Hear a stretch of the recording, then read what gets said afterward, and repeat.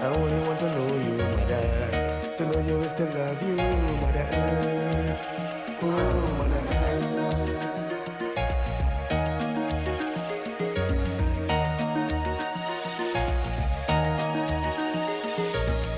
Is it too late? Is it too late? Is it too late? Is it too late? Is it too late? Is it too late to save the earth? Can we save the earth?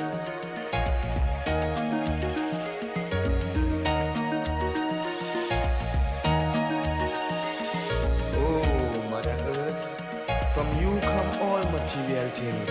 To you all things material go return. You is the heartbeat of man's survival, Mother Earth. Provider of food when I hunger, fountain of water when I thirst. Oh, Mother Earth, in your womb, centuries of seeds does be planted. Blessed be the fruit of thy womb, Mother Earth. So much harvest you deliver, yet we take you for granted, Mother. Your beauty with the face, destroying the trees in the forest, distressing the ozone layer, polluting the waters with acid rain and toxic waste.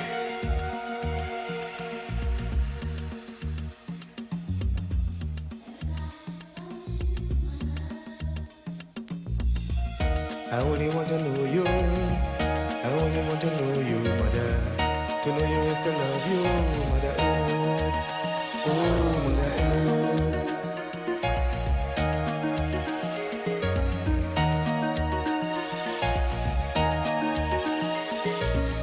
Is it too late? Is it too late? Is it too late? Is it too late?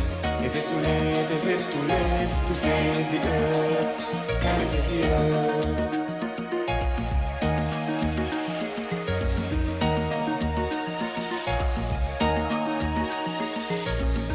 Let my vibes be one with you, Mother Earth. Let my vibes be one with you, Mother Earth. There's no one tender, fertile lover, Mother Earth. Oh, Mother Earth, take me in your arms and rock me. Take me in your arms and rock me. Oh, Mother Earth, oh, Mother Earth. There's no woman tender, fertile lover, oh, Mother Earth, oh, Mother Earth, oh, Mother Earth.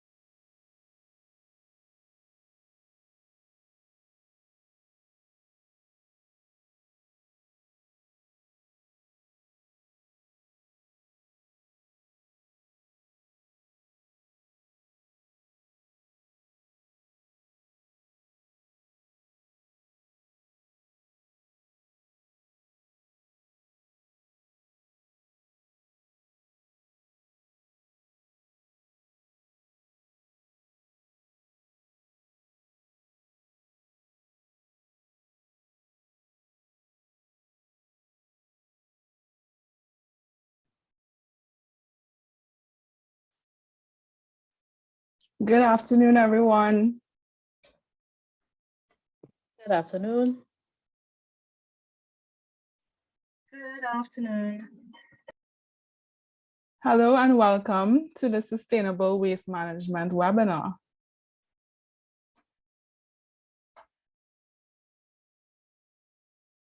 All right, so I see some of our participants are already using the chat. We would like today to be very interactive. So please utilize the chat, utilize the Q&A so that you can pose your questions throughout the session to any of our panelists. And we will also be streaming live on Facebook.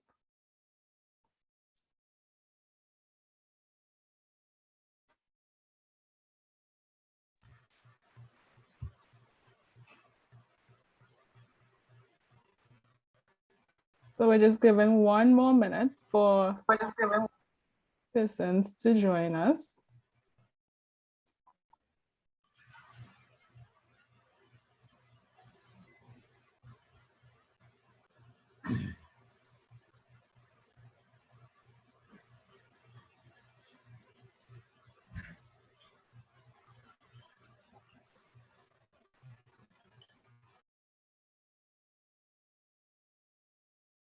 And while we do that, we'll have our first poll.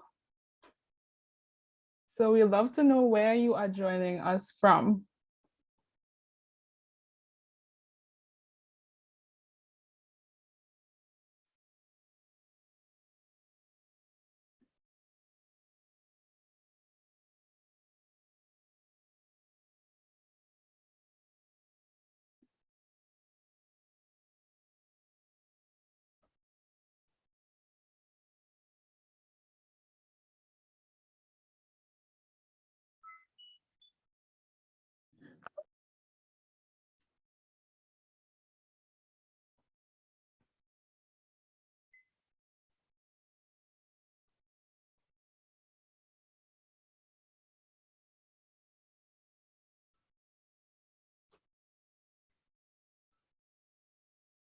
And we're now live on the Facebook page of the MP4 Library. So feel free to share the live with your friends who may not be joining us on Zoom.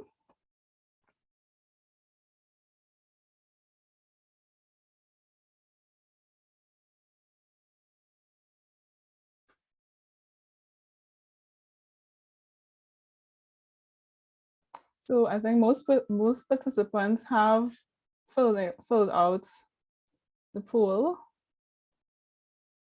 Most persons from library as expected.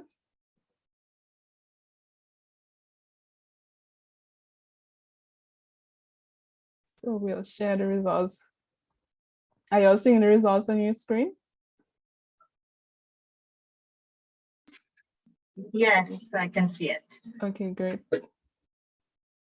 So library is well represented, but we also have many participants from other regions of Trinidad and Tobago. So welcome one and all.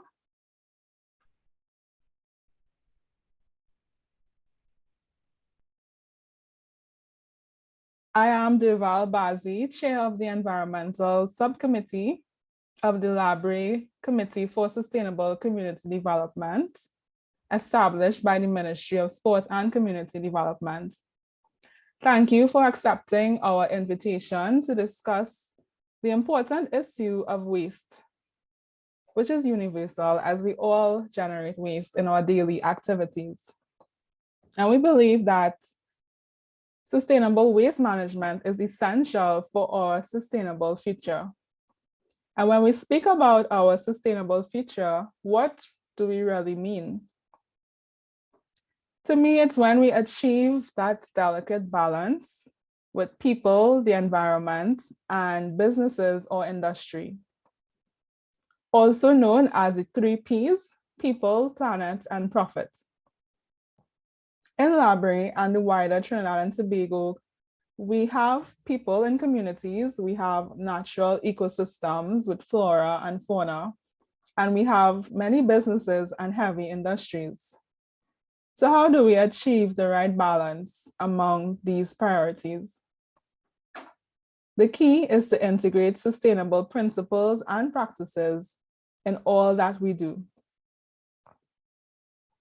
So the Environmental Subcommittee has embarked on a sustainable waste management project with the objectives to build awareness in the community of library and environs on sustainable waste management principles, while promoting and providing basic skills for environmental sustainability in order to transform the environmental culture and even stimulate sustainable economic activity in the community of Library.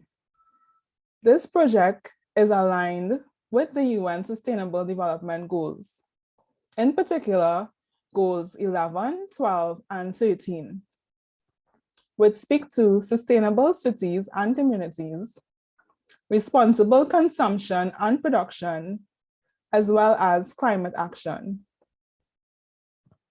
Today, we have embarked on the first phase of this project with our Sustainable Waste Management webinar. Today, you will hear from local experts in the waste management sector, introducing concepts such as the environmental impact of waste, the waste hierarchy, the various waste streams, and of course, sustainable waste management in action, including composting and recycling. We want this to be very interactive, so please use the Q&A as well as the chat to ask our expert panelists all your questions. So once again, thank you so much for joining us for our first webinar. And now I will invite Ms. Donna May Knights to bring us greetings on behalf of the Ministry of Sport and Community Development. Good afternoon, and thank you again, Ms. Chairperson, Ms. Durval Bazi, the Honorable Stephen McClatchy, Member of Parliament for LaBrea, Mr.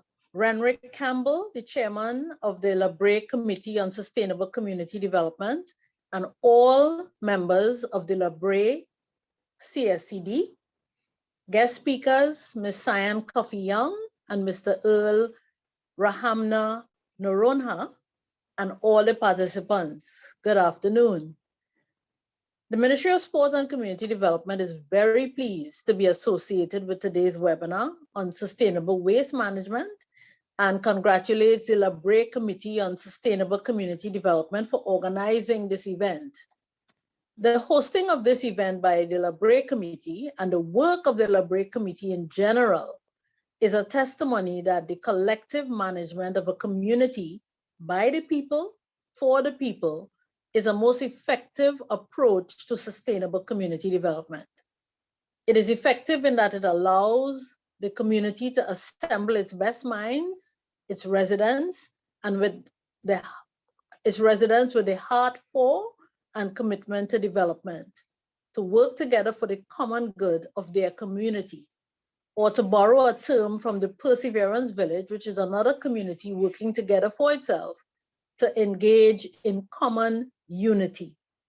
And common unity is unstoppable, as the people of the city of Babel would have known in thousands of years ago. For the benefit of those who may not know, the LaBrea Committee on Sustainable Community Development is one of 4 community-level committees representing the 5 communities where the national policy on sustainable community development is being rolled out. And in a nutshell, the policy seeks to bring together community leadership, integrated public sector support, and corporate investment in a holistic approach aimed at transforming communities. In this approach, the community is central and is mandated to assess community needs, devise strategic interventions for the short, medium, and long-term development of the community under 4 areas of development, namely human and social, economic, cultural, and environmental. And we are here today because of the work, as you would have heard, of the environmental subcommittee. Of course, this process of development takes into consideration other master plans for the overall development of the community. The LaBrea Committee continues to shine and to demonstrate great understanding of how this is to work, from the community food shelf and the back-to-school support to students to many other initiatives which are being worked on, including today's. And the committee has displayed seriousness, commitment, and great independence in its work. Delving into the issue of sustainable waste management, the LaBrea CSCD is even touching on an issue raised in our roadmap for recovery, which deals with how we move forward as a nation from the pandemic. The report makes recommendations, as an example, for community-supported agricultural programs, utilizing techniques such as permaculture, of which we will hear more today. So we are very proud of the Labre CSCD, and it is that it is our hope that coming out of today's webinar, there will be increased action by all participants from Labre and elsewhere to get on board with the principles of sustainability in all that we do as individuals and communities, so that we will be effective managers of limited resources available to us, whether it be time, income, the environment in general, and waste in particular. So let us avail ourselves of the wisdom and strategies to be shared today and to be part of the growing number of persons who live today with tomorrow in mind. With these few words, I thank you again on behalf of the Ministry of Sport and Community Development for this excellent initiative of the Labre Committee on Sustainable Community Development. I thank you.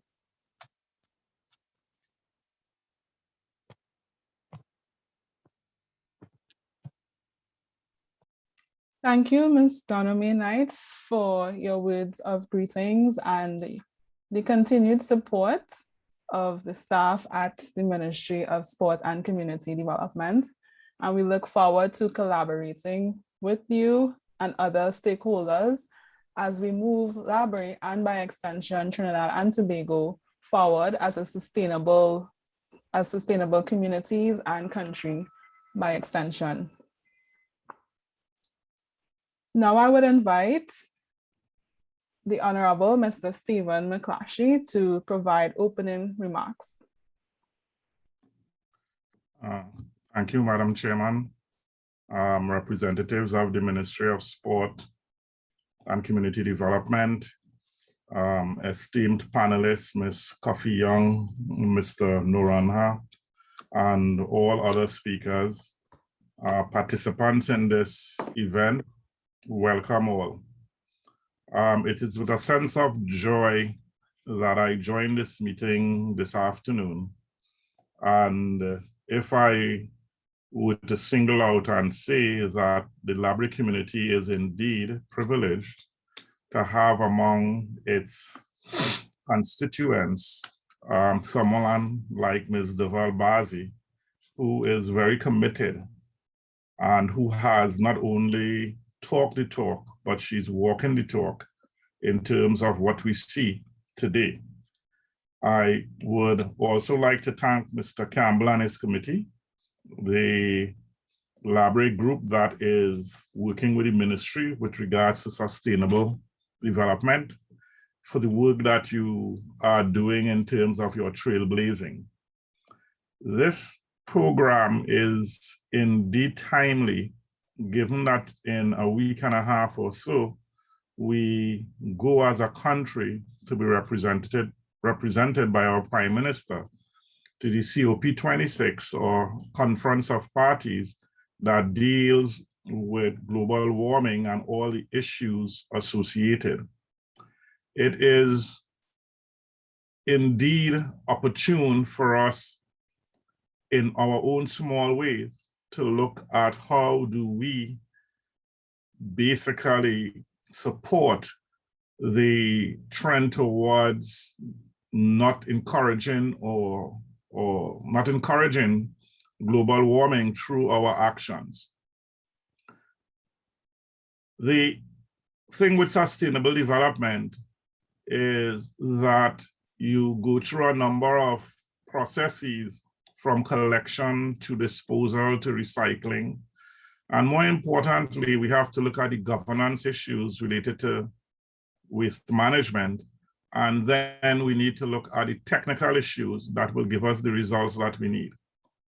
I trust that today's seminar will enlighten us on these three distinct areas of activity I see listed on the agenda, issues that cover all the above. I am hopeful that this Labre group could be the catalyst, not only for Labre, but in the second instance to the Southwestern Peninsula, then to the South, then to Trinidad, then to Tobago and the Caribbean and the wider world.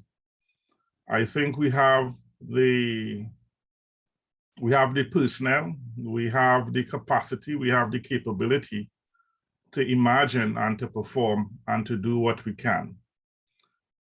This issue, sometimes having passed through and worked in the energy sector, I understand that waste management is critical. I worked in one such organization that when we started projects, and most projects, especially brownfield, where you are changing equipment and so on, you generate a lot of waste. And to their credit, part of the project planning process was to decide upfront what you're going to do with the waste that you generated when you create that new changeout. And I think it's something that we need to embed and inbreed into our citizens who callously change oil and throw it down the drain, who burn tires so that they could burn a little bit of rubbish, who essentially clog our waterways with fridges and stoves and garbage and everything else. And to really move us and to change our DNA, like that company, to start thinking about waste management upfront rather than after. And therefore, I encourage all the participants today to be on board. I urge you to participate, to stretch our panelists so that we could get a wider appreciation and a roadmap built for how we could actually start the reconditioning of minds and the recalibration of hearts towards looking at our environment and the way we deal with waste on a sustainable way. So I thank you for this invitation. I will be staying on and looking at some, but I have to step out for a little while, but I will be here. So thank you. Do have a productive webinar, and I look forward to the next steps in this process. Thank you.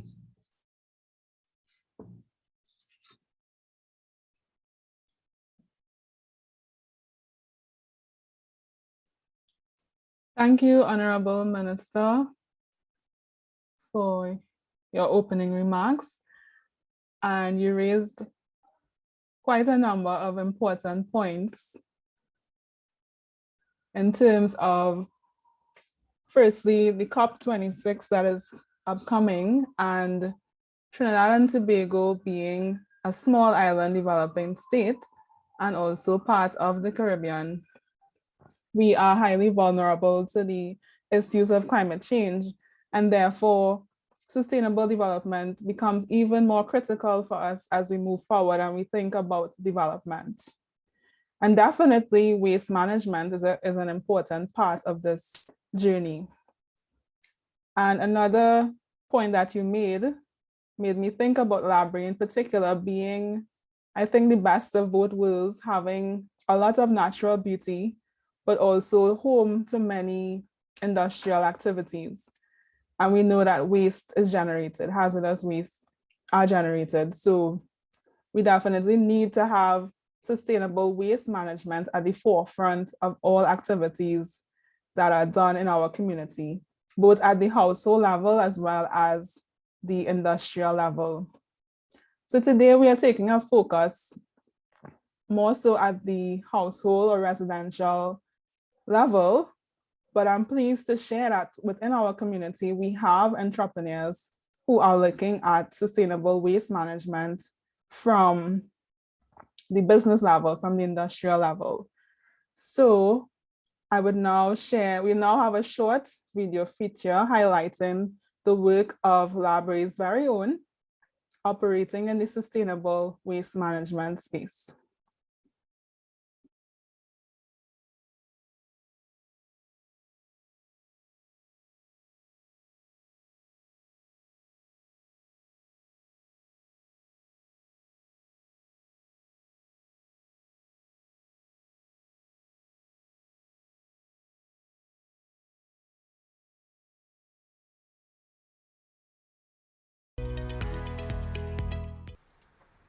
Labracket Service Limited Director Laverne Wharton says a foreigner from the Mitsubishi Heavy Industries plant ridiculing residents of the Labray community was the catalyst for her starting a waste management company.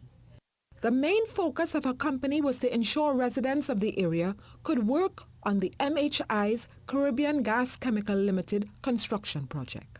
Labracket Services Director Latoja Jack describes their journey. Since then, I mean, in the plant, from the beginning till even on now, we are in CGCL as well. We have been hiring persons from the community and environs as well.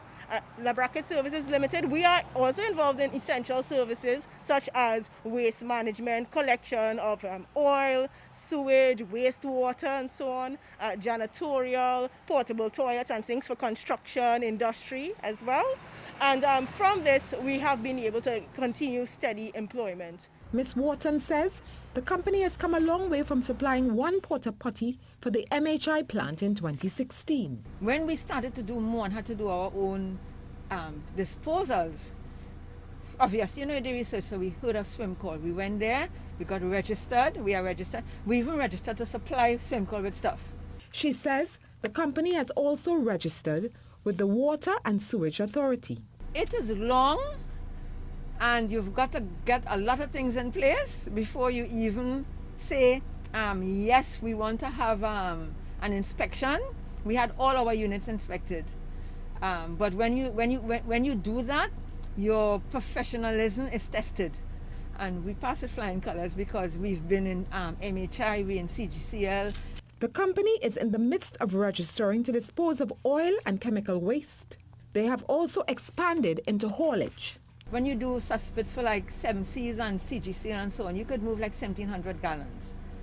So you want like, that tanker is about 8,000. It's huge. You want to be able to fill that and go to Swim Call and dump. Ms. Wharton and Ms. Jack have also formed a Chamber of Industry and Commerce in the area to help their community. I am Terry Ann Brown Campbell with your TTT News Business Info.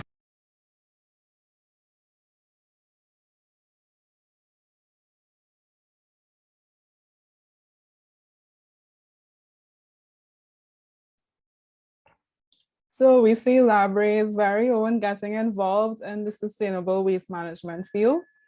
And it's just to highlight that there are many opportunities that may not be as obvious at first, but the sustainability transition presents many opportunities for persons to get involved in this new wave.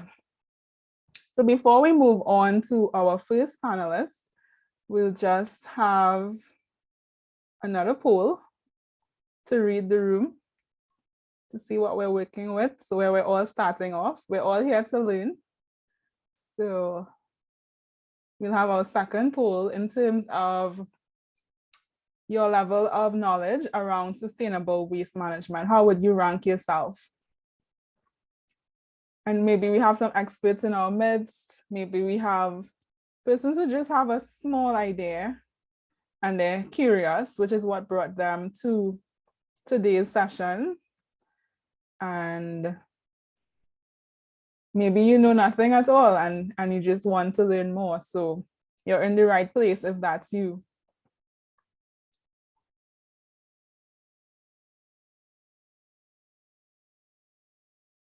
So we still have some answers trickling in, a few more seconds.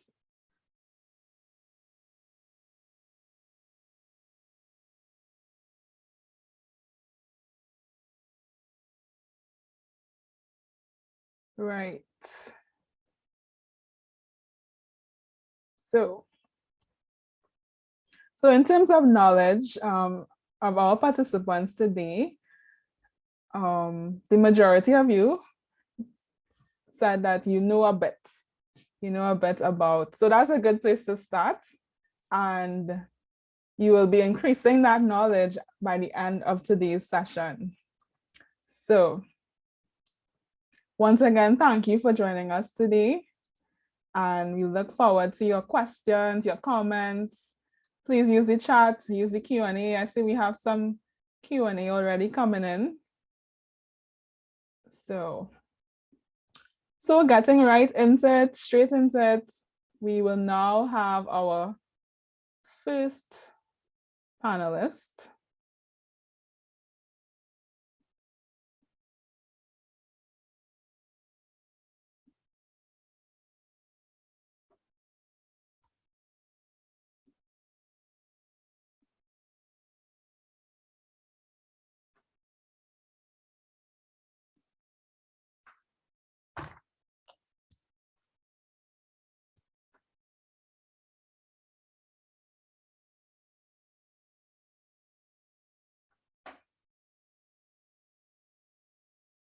So Ms. Shan Coffee Young is a waste management educator, consultant, and social entrepreneur. She holds a master's in environmental engineering, a diploma in environmental management, and is a Fulbright Hubert Humphrey Fellow from Cornell University, where she specialized in natural resource management and climate change policy. Shan is the founder, CEO, and principal consultant of Sayal Environmental Services Limited, with over 16 years experience in the field. Shan works in the areas of waste education and literacy, circular economy and waste reduction, as well as waste project consultancies, as she encourages individuals and businesses to become waste efficient.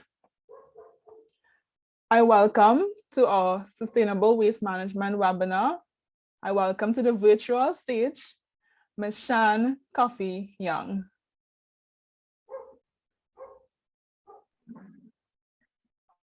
Thank you very much, Deval, and good afternoon to everyone. Allow me to say, with all protocols observed, a pleasant good afternoon, and thank you, each and every one of you, for being here. This is an important conversation that needs to be had, but not only for us to talk about it, for us to be motivated to act. And based on what the Honorable MP said and what Deval also mentioned in terms of some of the strategies, programs that may soon be implemented, this is a really great point to start. Good afternoon to my colleagues as well. Earl and I know each other through our mutual connections of people. And of course, I am quite familiar with the iCare program at the EMA. So Deval, do I have screen sharing capability? You should. All right, so let's see.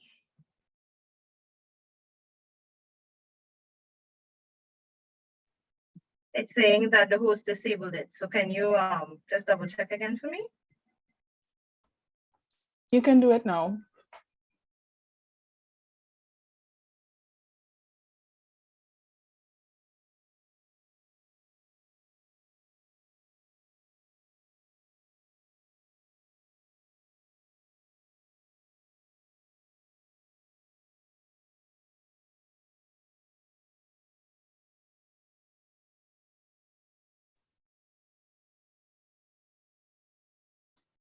Shan, are you muted? Oh, can you hear me better now? Yes, perfect. All right, sorry about that. I clicked on the wrong mic and error. My apologies. Okay, right, but everybody's seeing my screen, yes? Thumbs up? Yes. All right, awesome. If you'll stop hearing me at any point, please do let me know. Sometimes my microphone cuts in and out. If you hear an echo, just let me know and I would organize it to suit. Okay, so guys, as Deval said, my focus is going to be at the homeowner, at the household level, okay? Because the majority of the waste that we generate comes from domestic use or household use. So what I'm going to be talking to you all about today, I'm going to be giving you some tips about what you can do, what the environmental impact of waste is, what sustainable waste management actually means, and some other little caveats in between. I know Earl and Afia are going to cover some of the things I would have said, so I'm not going to delve too deeply into those because I know that they're going to cover it.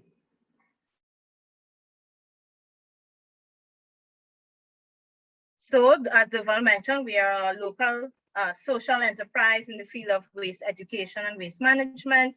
We provide educational services, training, and consultancy support to individuals, businesses, and support agencies. I am also the newly published author of that wonderful storybook cover you're seeing on the bottom right-hand side of your screen, called Kai's Magical Adventures Where the Garbage Goes, because waste education and literacy of our nation's children is extremely important to us and to me specifically. I am also a mother of 3, a 17-year-old boy, an 8-year-old girl, and a 6-year-old boy. And the youngest 2 who have really been asking a lot of questions about the environment. So this is just book 1 in a series of books that will be released teaching our children about waste. So what is exactly sustainable waste management? So based on the poll, people said they knew a little bit. So let me just keep it as simple. I like to keep things really, really simple. I don't want to bog you down with too much technicalities and all of that, right? Because when we're out here living our day-to-day lives, we don't care about the technicalities. So sustainable waste management, firstly, encourages the generation of less waste. That is the start of everything. Further to that, then we look at the reuse of consumables. So we're talking about refusal, prevention, reduction. Then we look at the reuse of consumables, and then we get to recycling and recovery of the waste that is produced. And I'm going to touch on this again when I go over the waste management hierarchy. So normally from your homes, your waste is in 3 main categories. So you have your organic waste or your food waste. You have your recyclables, so plastics, glass, cans, paper, Tetra Paks, metals, and so on. And then you have what would be considered your household hazardous waste. So all of your chemicals, your e-waste, the battery operated equipment, batteries, and so on, those types of items will fall into those categories. So normally from your house, it's one of these 3 things. And if you were to really pay attention to what you throw away every day, you realize that it fits into one of these categories. And then there's a category for other, which things like snack wrappers. Like if anybody has a snack house, like my house is a snack house, you have plenty snack wrappers and so on as part of your waste that you are depositing. So this here is what is a synopsis of the last waste characterization study that was done in 2010, which gives us a breakdown of all of the necessary waste types that will go into our nation's landfills. This is courtesy SwimCall.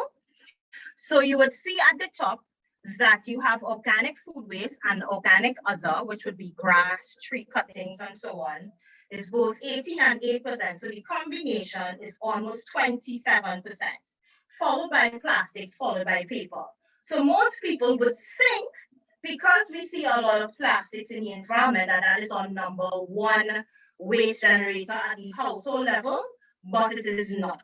And it actually goes in tandem with what happens in other Caribbean islands, what happens in Latin America. There are numerous other studies that have been done by the World Bank and so on that shows the same thing. The majority of our waste that we generate in Trinidad and Tobago is organic waste. However, we have not really been paying that much attention. We are super thankful for people like Earl who are introducing us to permaculture. I also teach home composting specifically. So we're thankful that we do have some players in the field, but in my opinion, I think there's room for much, much, much more, right? So I welcome others into the space as well too. So I wanted to share this with you so you see exactly what are the different categories that actually ends up at our landfills, the percentages and the tonnage. So my whole premise of wanting to be here is to get you to see waste differently. I have a mission where I say I transform the way you think and act towards waste. So in other words, it's no longer just this thing, this icky substance that you want to throw away. It is something that is useful. It is a resource. It can be an input into a process. And we need to shift the way we think and act towards waste. So as Durban mentioned, she talked about Sustainable Development Goal 12, which is called Responsible Consumption and Production. And Mahatma Gandhi gave this really powerful quote where he said, "The world has enough to satisfy everyone's need, but not enough to satisfy everyone's greed." We have come to a place where more is better. However, our impact on our planet has been detrimental because of that approach. And some of those things I'm going to touch on during the course of my presentation as well. So we start with the waste management hierarchy. So one of the first things, as I just mentioned, I talked about seeing waste differently, is rethink. We have to be mindful of our consumption and our relationship with things, because believe it or not, we have a relationship with things. We want more, we want better. So we have to rethink our relationship with these things that we think we need. Because when we are on our deathbeds, when we are extremely sick, those things no longer matter. So we have to rethink that relationship, and so our relationship with Mother Earth, right? So in the beginning, we have refuse, do not consume what you don't need to. I always say, if you don't need it, don't take it. Not because it have all the straws and all the spoons, you will take 5. You have one mouth. Reduce your consumption of energy and materials as much as possible. Remember, the goal of sustainable waste management is to firstly make less waste. Then we have reuse, right? Share with others. Find new uses for old objects. I actually teach a virtual camp with children, and one of the things we always do every cycle is we make something out of an item that would typically be disposed of. So my last session, we made pencil holders out of cans. So the baked bean tin and the pigeon peas tin, we used those, we painted them, and of course I got my own children involved to reuse as much as possible. Repair, right, which is slowly becoming a thing of the past, sadly, is where we should be looking at fixing or upgrading our objects rather than throwing them away. And there are 2 things I'm going to touch on when it comes to repairing as well. We have planned obsolescence and perceived obsolescence. And I'm going to explain what those 2 mean in a bit.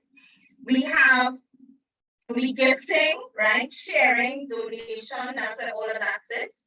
We have recovery and we have recycling. Now, normally in the hierarchy, and let me share. So this is one that I normally share with homeowners. And it still fits into this other one here that typically governs especially commercial forms of waste, right? So again, you see prevention, reduce, reuse, recycle. In between there, in recycling, that is also where composting fits. Sometimes you will see rot as one of the other R's, but there is nothing more circular than composting. But I want to mention this as well to you all. Oftentimes, we look at recycling as a plaster for every sore. It is not. When we get to and we say energy recovery, that's where things like waste to energy plants, you probably would have heard of some of these things before, that's where that fits. But the thing is with recovery is that it should only be done when everything above it has failed. Let me say that again. Recovery of waste should only be done when everything above it has failed. Oftentimes, we jump to those things as the be-all and end-all solution, but what we really have to think about is what does our waste composition look like? What are the kinds of things? I'm so pleased to hear about La Brackets. What are the kinds of entrepreneurial opportunities exist for people to come into the sector, to take this resource and use it for something else? And then finally, it should get to disposal. Some of my colleagues will say, well, Sean, the horse boat of the stable and lineman with other horses already. How could we try to go back? But there is still room for us to implement the things that we have not been doing much of. Swinple has already stated that over 84% of the waste that gets to our nation's landfill can be recycled in one way or another. We are currently only at roughly 7%, according to the last data. Last report that was done. So that's where we're at. So we still with 7 and 84. So you see the distance between what we need to do. And what I would also mention here is that the waste management rules have also just been recently passed, right? They come into force May 31st of 2022, right? So I'm not sure if the representative from the EMA would mention that as well, but I thought it necessary for me to speak on that. And I'll also be given a talk about it and how it could apply to a business and so on with the TIC. So I wanted to mention it because as generators of waste, as lab bracketers, as handlers of waste, the waste management rules apply and can affect significantly what they do. So they need to be on top of that and make sure that all is.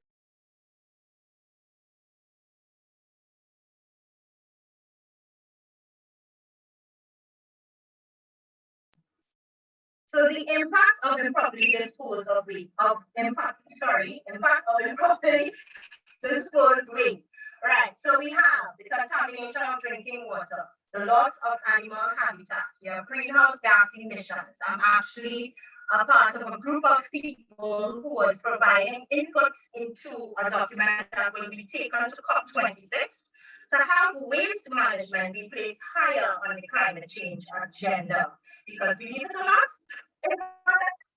right, there's a focus on greenhouse gas emissions, yes, but not specifically as it relates to waste. Also with specific reference to the burning of waste, yeah? So it can cause increased flooding, ecosystem damage. There is a relationship between poor waste management and detrimental health effects, right? We've seen the proliferation of dengue, chikungunya. I got chikungunya when it was passing around, right? But that only gets exacerbated when we, for instance, dispose of tires improperly. Water settles, that serves as a breeding ground for mosquitoes, and then we have diseases. So there is direct correlation between improperly disposed of waste and your health effects. We actually had a situation in Trinidad and Tobago where lead acid batteries were improperly dumped in the Demerara area, and it led to lead poisoning, LED to LEAD poisoning of the residents in that area. The children were getting very sick, increased conditions with asthma. It was also, some people actually also got cancers as a result. So we have situations right here in our country of Trinidad and Tobago where we see how improperly disposed of waste can affect us. And the last one is a loss of our recreational spaces. Right now, the beaches and rivers and stuff are closed because of the pandemic. But can you imagine, I mean, right now, if they could talk, they say, yes, like, this is life, right? It's clean, nobody's there. Because we have this, and my father taught me very, very young, you always leave a place cleaner than you've met it. So I, from as early, what age? From maybe 6, 7 years old, I was picking up after other people. My father is insulting, he would have it no other way, right? So we have to be mindful of those things as well. So remember I told you all about planned obsolescence and perceived obsolescence, right? Have you all ever said to yourself, oh gosh, boy, like this microwave and lasting no kind of time. It's mashing up already? Okay, that is actually a real thing, right? And it fits into the category of planned obsolescence, meaning it was designed for the dump. It was designed only to last for X amount of time, okay? And then in case of the picture on top, you see those screws there. This is a picture of part of an iPhone. And those screws were designed to be tamper-proof. They were designed for you to not be able to have access to the device to repair it in any way. So, and then the other one is perceived obsolescence, where we are taught that a product is no longer useful when it really still has value. So I use again the example of the iPhones, the series changes with very, very minimal changes in what different phones do. So that is as a means to encourage you to get the new version, to get the new version, to get the new version. I was watching this real funny video the other day with the iPhone 13 and the fact that iPhone no longer sells chargers, right? So you have to have your charger from all the way back then to be able to charge your phone. But however, we are subliminally told that the 12 is not good enough, so we have to get 13. The 11 is not good enough, so we have to get 12. Right? So if you want to learn more about that, there's a wonderful video on YouTube called The Story of Stuff. The Story of Stuff. And you can take a look at that. It explains this in a really important way. So if you saw that the fridge on the stove and lasting long, that's a real thing. It is called planned obsolescence. But one of the things that we want to encourage as well is the right to repair. So there is a movement now called the Right to Repair movement. And this falls under the wings of Extended Producer Responsibility, or EPR. So what this means is that the producer of the products will be responsible from cradle to cradle. Okay? So they created the product, sells it to the consumer uses the product. At the end of its life, the producer of that product should be responsible for what happens to it at the end of its life and not the consumer. So right to repair falls under that as well. So it requires the manufacturers of consumer electronics and other goods to build their products in a way so that you can either repair it yourself or you can take it to a third party to have it repaired without having to go to the manufacturer. Because right now, iPhones, most of them, thankfully we have some real smart people in Trinidad and Tobago that have figured out how to get around the different things, but they weren't designed for anybody else to tamper with them. It's almost $1,200 US to repair your iPhone if you were to take it back to Apple.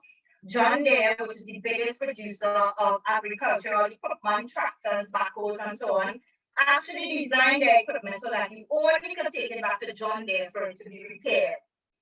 And that is part of the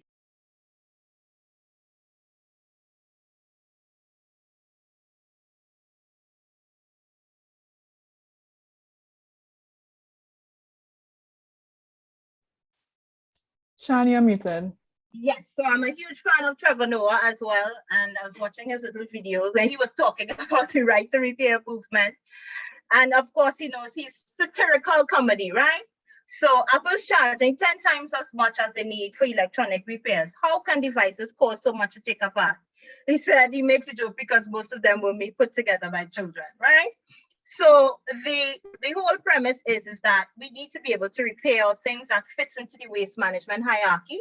What it also does is helps us to reduce waste, so the items are not getting to the landfill as quickly, but get them back into the hands of people that they can use them. It also provides a means to create jobs. So we have a lot of third-party repair people all over, right? People need things to be fixed locally, so the right to repair movement will create more jobs, and it will reduce the cost to the consumer. Repair costs for manufacturers are usually, as I mentioned, very costly. Sometimes they take a long time. So finding the right repair people, thankfully, some of the versions of phones that we have in Trinidad and Tobago can't be repaired by a third-party company, and you don't have to take it back to Samsung or whomever, Huawei or whomever.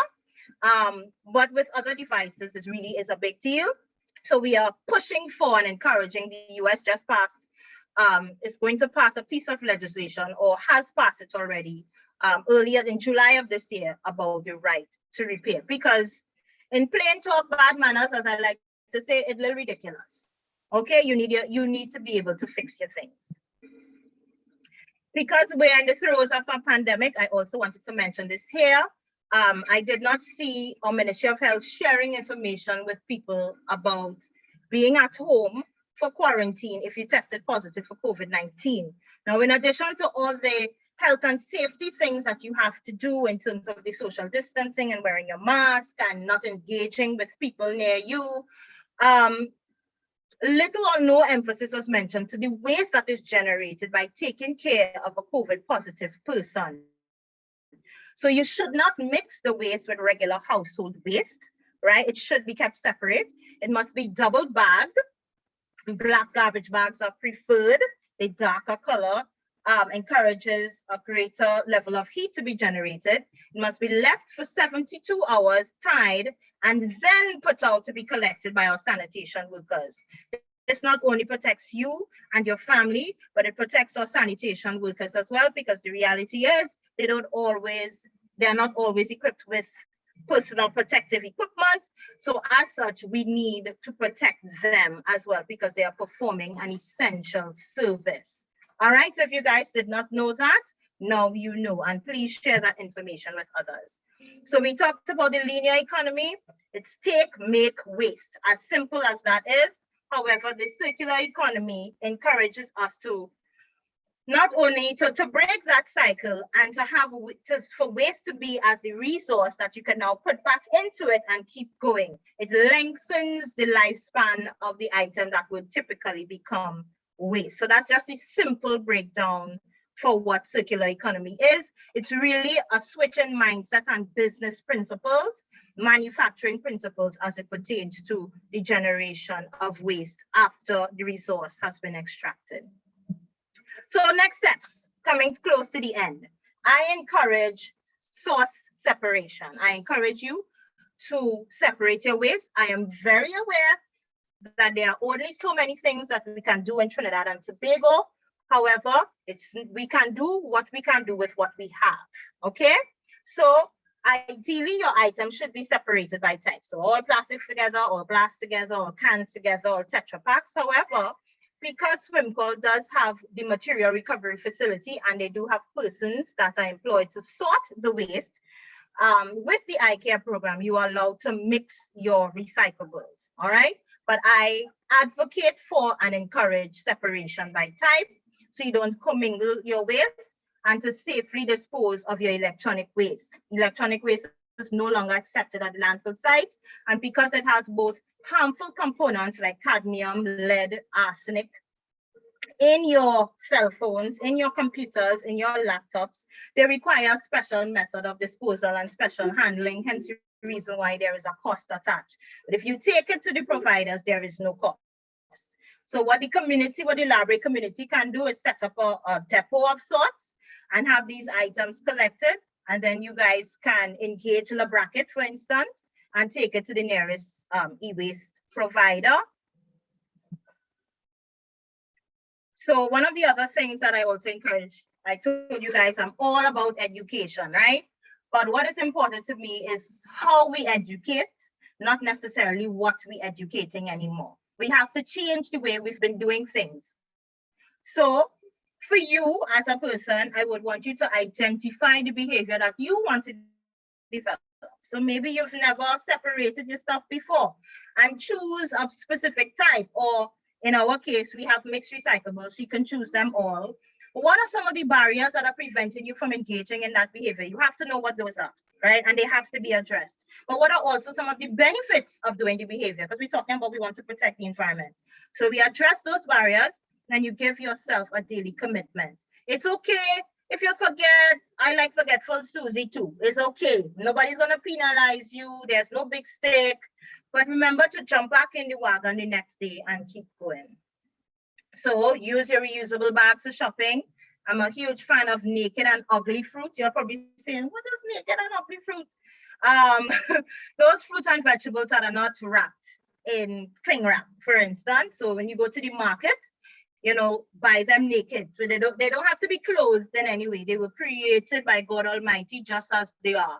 And ugly fruit, sometimes and vegetables, sometimes we want the prettiest lettuce, the prettiest banana, the prettiest pak choy. We don't want the little black marks. We don't want the little holes. But if it's good for the worms, it's good for you because they can actually detect high levels of chemicals in the soil and in the plant. So if they don't eat it, that tells you something, all right?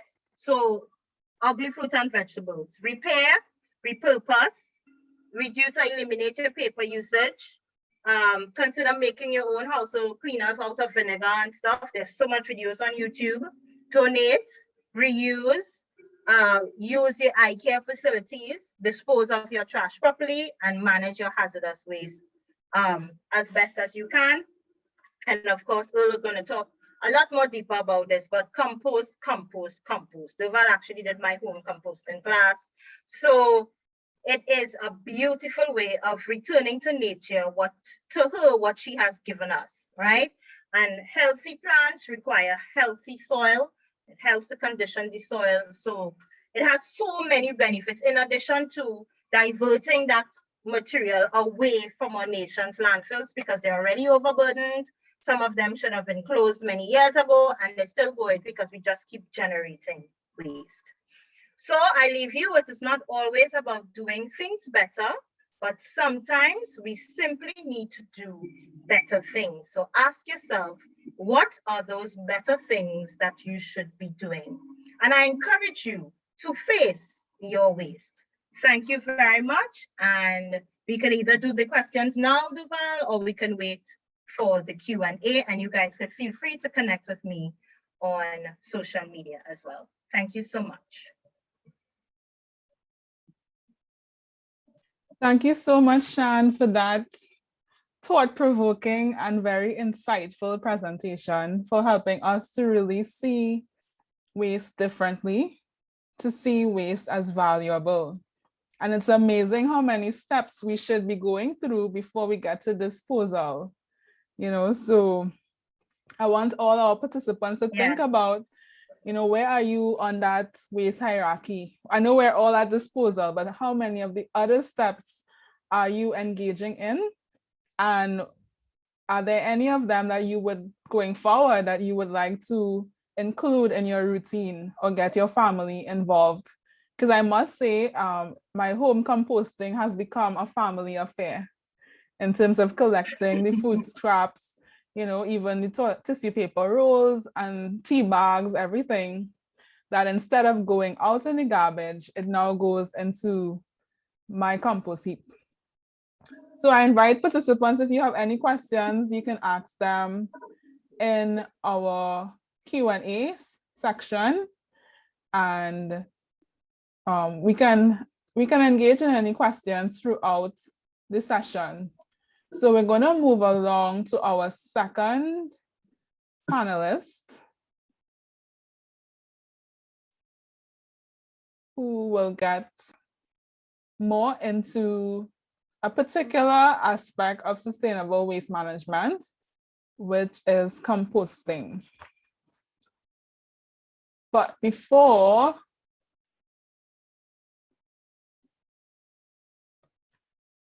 so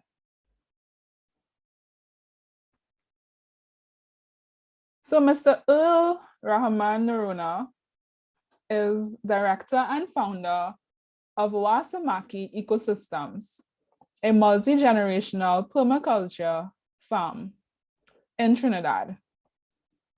Through their workshops and internship programs, they continue to inspire a new generation of people passionate about where their food comes from and how to live in a balance with the environment. He grew up in Kenya, obtained his BSc in biochemistry and MSc in zoology at the University of Guelph, Canada, and has made Wasamaki his home for the last 21 years. He has taught permaculture design across the Caribbean since 2007 and currently consults on projects through his company, Caribbean Permaculture Consultants. He is the permaculture specialist in charge of the sand mine regeneration at Walker's Quarry in Barbados.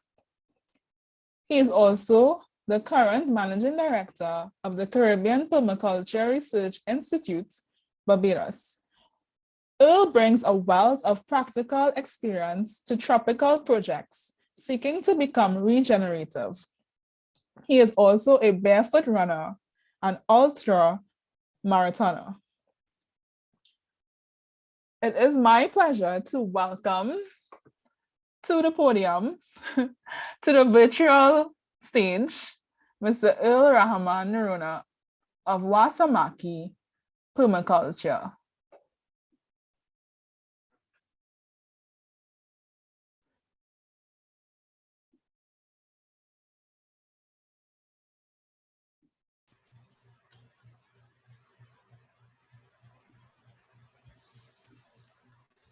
Earl, the floor is yours. Thank you, Giovanni. Great, thank you very much. Thank you for the introduction. I will jump straight into my presentation. Is my screen shareable? You would be able to share.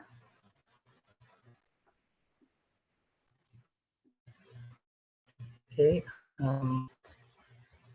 You see my presentation?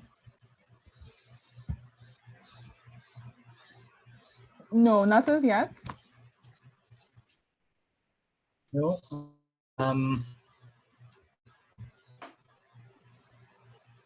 Okay, let me just. Right. Okay. Yes. I'm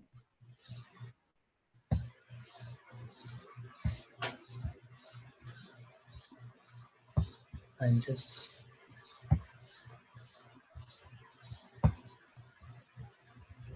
Would you like me to share from my end? It's for some reason it's not allowing me to share. Would you just want to show the presentation from your end, and then I can talk about it? Sure. You just let me know when to All right. Yeah, if you want to bring it up, I can start talking about it.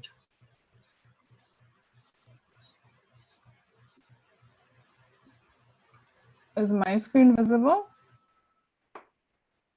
I can see your screen now, but I think you're on slides further down. Can you go all the way to the start? Right.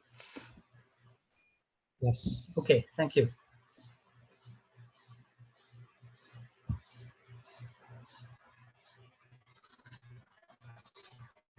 So thank you, Deval, for giving me this opportunity to talk about permaculture. So permaculture is actually a design system that we try to imitate nature. So it's a way of designing your household and designing communities to behave like how an ecosystem works, so that in an ecosystem, like in a forest, there is no waste. If anything falls in a forest, it immediately gets taken back up by the forest and turned into a resource. So in permaculture, we always say that waste is not something that you produce, it's something that you do. Because if you put your mind to it, anything that you create a waste from can actually be a resource for something else. That is the underlying principles behind permaculture and recycling waste.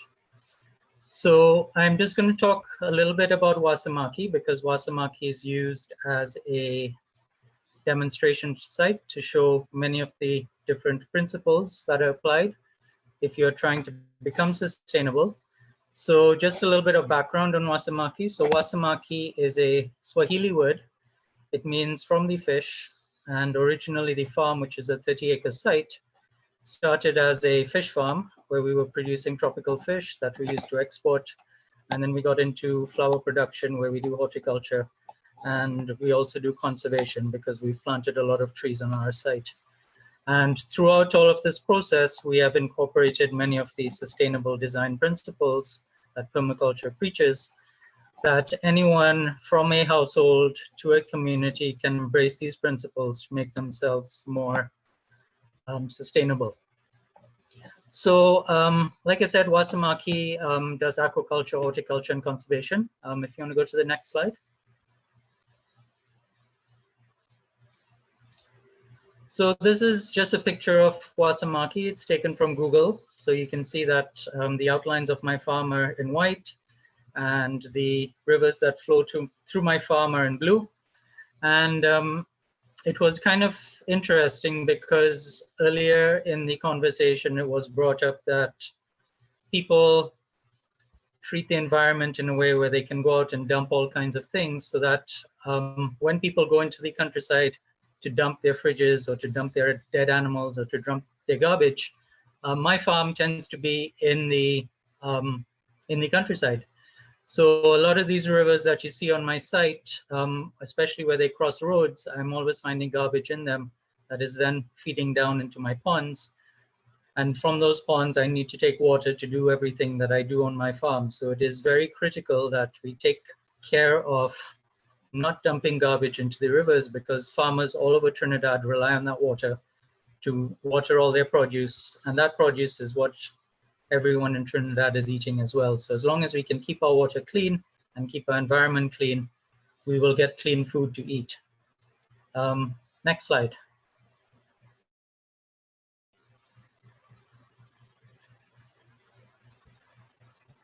So over the last 21 years, we've taught people through permaculture about slowing down water, because water is the most critical thing that you need on your site, and clean water is even more important. They're saying that the wars of the future will not be fought over oil, it will be fought over clean water. So whenever we're teaching people how to design a sustainable site, we always teach them how to create as much clean water on their site as possible, and how to keep as much clean water on their site as possible. So that in the previous slide, I was showing my rivers, and then in the next slide, I was showing the different ponds that we have. And in this slide, I'm showing you one of the ponds. And if we go to the next slide, you'll see the pond when it's full. All of this is very critical when you're doing permaculture design, and when you're trying to design for communities, is how can you slow down the water and how can you keep it clean? Because if you look at the environment that we're in right now, a lot of people tend to, because of all the roads and the car parks and the factories and all the big roofs everywhere, there is a lot of rainwater that doesn't get a chance to go into the soil anymore, and it washes away down to the river very quickly, and then those rivers flood. So that in permaculture, we always teach people how to slow down that water, how to collect water off your roof, how to collect it in ponds, how to put in check dams so that you prevent erosion, all those kind of things, so that the first thing that you always do on your site is try and protect your water and try and teach your community about keeping all your waterways clean and keeping your water supply as clean as possible. Next slide.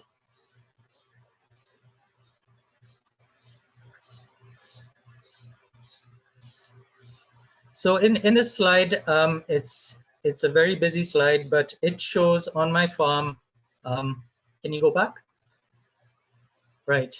So it shows on my farm just the different areas on my farm that we do many of the different things that we do on our farm. So my farm produces tropical fish, it produces cut flowers, it produces organic food, it has forestry. So in the green areas is where all our income comes from, because as someone was saying, the 3 Ps, one of them is about producing a profit.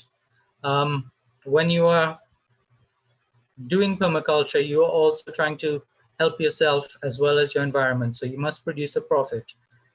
So that in our green areas is where we grow flowers, in our white areas is where we've done forestry for the long term, so that we will harvest teak, we will harvest mahogany, we will harvest cedar. And then in some of the red areas is where we do our organic produce for us to eat, so that our food is clean, as well as for us to sell. So in permaculture, we teach people all about this design system. I don't have time to go over it today, but it's just, if anyone is interested, you can always contact me later. The next slide.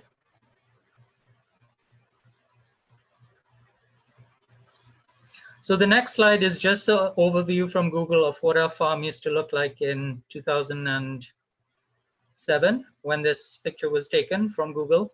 And if we go to the next slide now, you can see what my farm looks like, where we've filled our space with all types of very important trees, with all types of important fruit trees, so that we've created a forest that is full of timber, but it is also full of food. All different types of fruit trees are within that forest now, that before was just degraded land. And as you can see around my farm, every year we have problems with fires, and we have problems with housing that is now coming up, and all of those houses are producing waste that is now also contaminating my rivers. So whenever you are thinking of communities, you also have to think about where the housing goes, but where the farmer lives and where the farmer produces your food, so that you can make sure that there is ways of preventing contamination of his water supply. Next slide, please.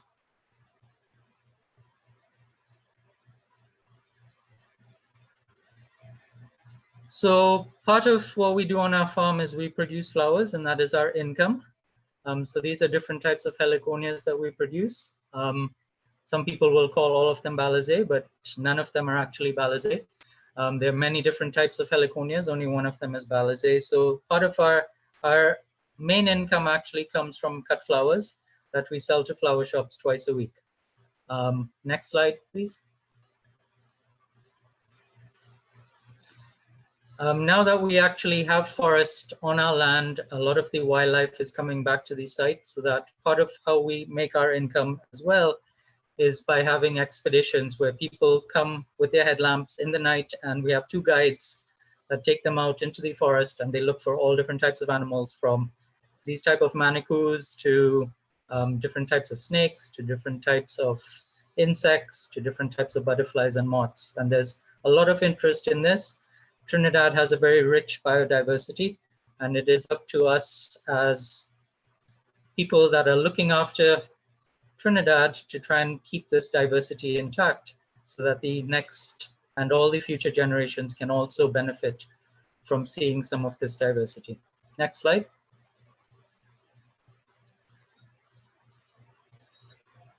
So on our farm, we try and create no waste. Like I said, waste is something you do, not something you create. So in this picture, you can see there are piles of cardboard, there are piles of coconut husks, there are piles of leaves. All of those are recycled on my farm. We use the cardboard to put down in all the pathways for all our beds, so that we don't have to spray chemicals like Roundup or Gramoxone. We use the coconut husks to build raised beds, and we use the leaves as mulch. Typically, this is a lot of material that people will just gather up and burn.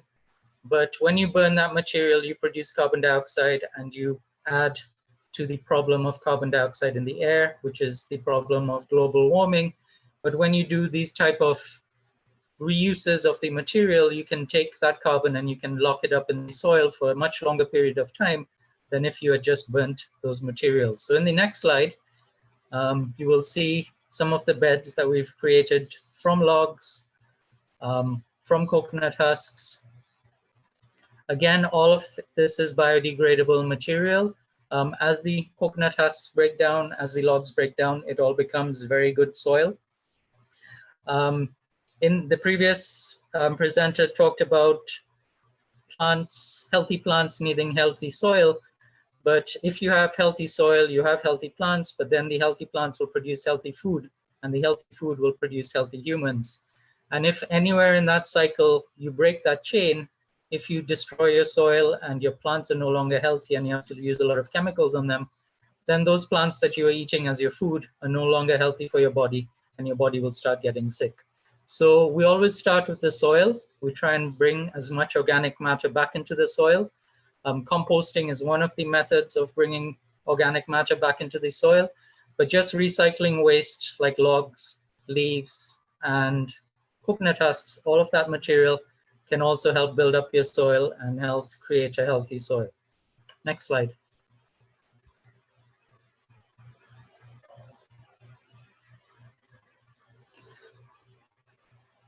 Right, so this is just a picture on my farm. Bamboo patches. Many people don't know what to do with all that bamboo that falls down. We collect all the bamboo that is dry, and then we put it into these huge piles, and then in the next slide, we put sand on top of it, or you can use soil. My farm is clay. So we cover it with soil, and then we start planting into these beds. And as the bamboo and all the logs break down, they provide a lot of nutrients to the soil, and those nutrients are picked up by the plants, and you get real great production from these type of beds, where you take wood, you bury it within your soil, and you recycle it, and it becomes amazing soil after that. Next slide.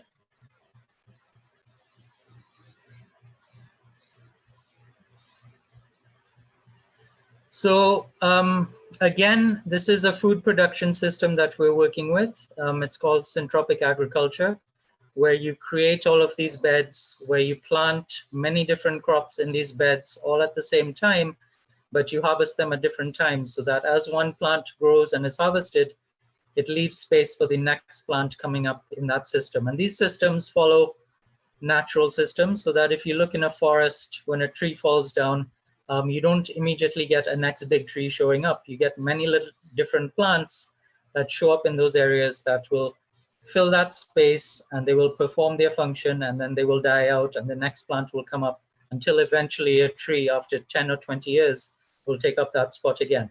So in syntropic agriculture, we recycle a lot of organic matter back into the soil. These are the beds that we produce. This was from a workshop that I did last year.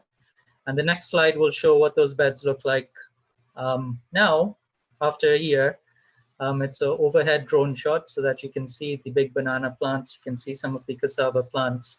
You can see some of the other trees that are coming up in the system, that all of these are supporting each other, so that initially after I harvest my pak choy, then the next thing coming up is my tomatoes, and then the next thing coming up in that bed is my okra, and then the next thing coming up in that bed is my cassava, and then after the cassava is the pineapples, and then after the pineapples is the bananas, and then after that is the fruit trees. But they're all planted in the bed at the same time, so that in a small space we teach people how you can grow many different things together. Next slide. Again, by using a lot of organic material, recycling organic material back into your soil. On my farm, we also try and recycle or reuse or repurpose many different things. This is a staircase that we built using tires. Tires, as you know, will last in the environment for hundreds of years. So these steps will probably outlast wood. They will outlast concrete. These steps will be there for maybe 100 or even longer as we continuously use that farm. So taking stuff like this that is non-biodegradable, that will stay in your environment for a long time, and repurposing it to make things like stairs is something that you can think about. We do stairs, we do retaining walls with tires, we do other things. If you go to the next slide.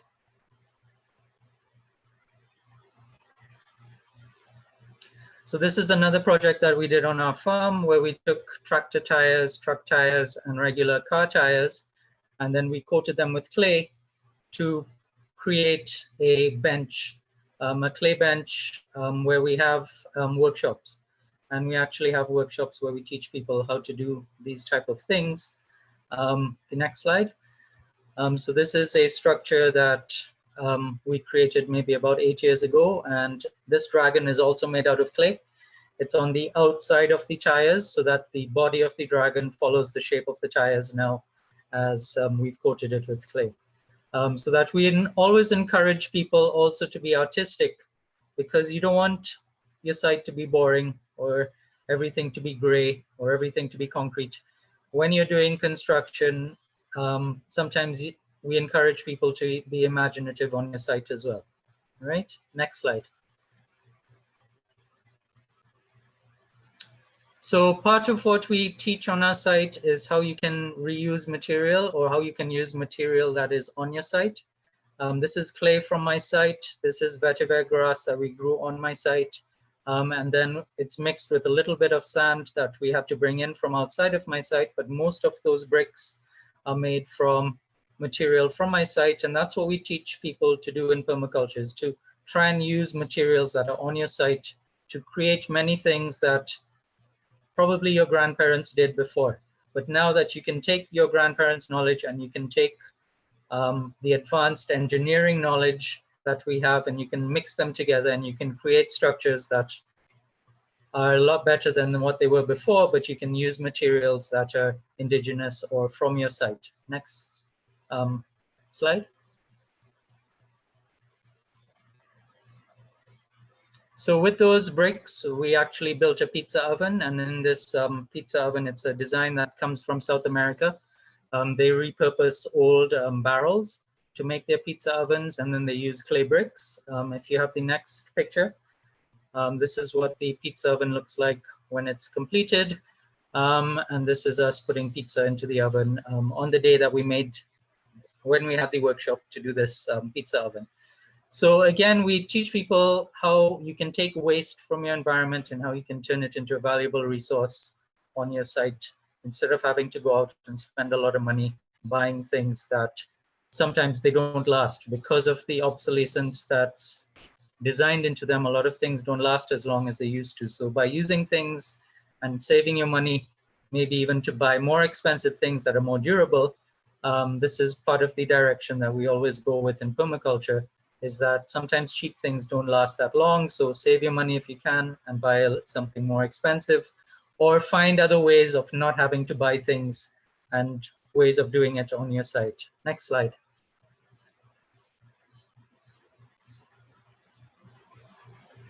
So these are just some other slides that I'm showing you, because we are also practicing construction on our farm using the Tapia system, but again, incorporating the Tapia system with some of the current engineering knowledge that's out there. So this is taking wine bottles, creating a web of wires in a framework of wood, and then you're using Tapia so that the next slide will show the finished product. And this is what, this is my daughter's kitchen. She's a chef. She lives on my farm and she's working with farm to table events now that she's trying to do. And this is the kitchen, so that all the kitchen counters are made from wood that we've harvested from our farm. All the walls are made from clay that we've used from our farm, and then we've recycled a lot of bottles and things like that into creating a very artistic wall on our site. And again, all of these structures pass engineering tests as long as you follow the rules that you need to when you're creating them. Next slide. So these are slides of compost. So on my farm, all organic matter is recycled. We don't ever burn anything on my farm. Anything that is organic can become soil. This is my compost shed. We run workshops all the time in our shed. All of the organic matter like leaves, branches, kitchen waste. We have donkeys and we have chickens. A lot of the waste from that bedding, all of this can go into your compost heap. We teach people how to do composting properly, because if you do composting wrong, you end up with bad results. But if you follow the correct principles of doing composting, which is collecting the correct amount of leaves and mixing it with the correct amount of kitchen waste and keeping it moist and making sure that you turn your pile quite often so that there's enough oxygen in it, anyone can make good compost. And Deval has come to one of our composting workshops, and I'm glad to hear that now she's involving her family in making compost at home. So you can make piles of compost like in this picture, or sometimes if you're in a neighborhood where you can't do this because you might have a problem with, so if we go to the next slide, if you have a problem with rats or you have a problem with pests, there are different ways of doing composting. Before I show you those, this is the next slide where we show all the different waste that can go into compost. So you can use shredded paper. So sometimes there are offices that will shred all their documents, and as long as there's not much plastic in it, that can go into your compost. If there are wood shavings you can get from anywhere, if there are cardboard boxes, because you may not be able to get leaves all the time, you can shred cardboard and you can incorporate it into your compost heap, all right? And all of this organic matter, as it breaks down, produces fertilizer, which is much more powerful at rebuilding your soil and creating healthy plants. Next slide.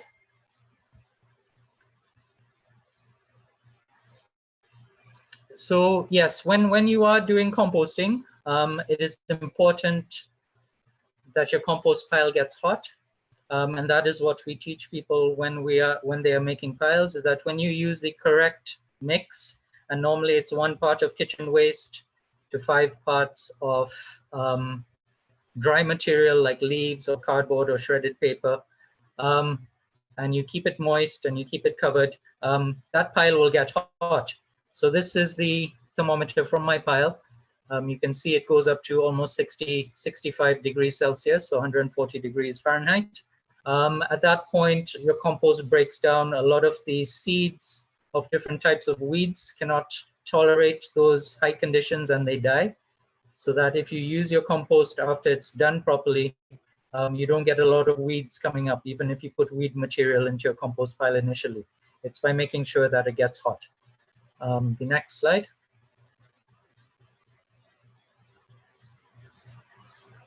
So there are many different ways of doing composting. You can repurpose some of these blue barrels.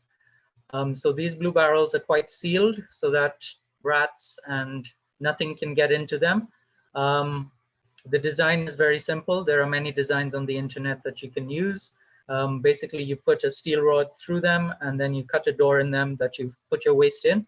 Again, you put your dry material and your wet material in, and then you rotate the barrels. And when one barrel is full, you start the next barrel, so that when the next barrel is full, your first barrel normally has good compost in it that you take out, and then you start the cycle again. Other people repurpose things like pallets to make compost bins, so that you can pack all your material, your different layers of material within these bins. But by putting a front pallet and having a pallet on top, you can keep a lot of pests out of these compost areas and make good compost for yourself. Next slide. Anyone that's done composting realizes that you start with a lot of material and sometimes you end with a little compost. So there are ways of stretching that compost. There are ways of making what is called compost tea, where you take a little bit of that compost, you put it in a sock, you put that sock in a bucket, you add molasses, like a tablespoon of molasses to the water in the bucket, and then you get a little aquarium pump and you pump air through it, and that makes what is called activated compost tea. And then you take that water and you can dilute it and you can spray it on your plants, and it actually benefits your plants because it has the nutrients from the compost, but it also has a lot of the beneficial microorganisms that are also in your compost that come up in the water, that when you spray on your plants, they actually help to keep away a lot of pests. All right, next slide.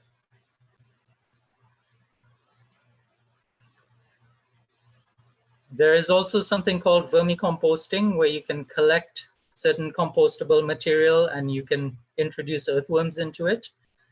So we at Wasamaki produce vermicompost. We sell it at $50 for a gallon of it. What we do is we collect kitchen waste and we collect the manure from our donkeys. We put it in old bathtubs, and then we introduce the worms, and the worms break it down within a month, 2 months. And then that compost is what is called black gold. It is some of the best compost to use on your plants. Again, you can make compost tea with it, and then you can spray it on your plants, and you will notice amazing results from your plants right away without any use of any external fertilizers. Next slide.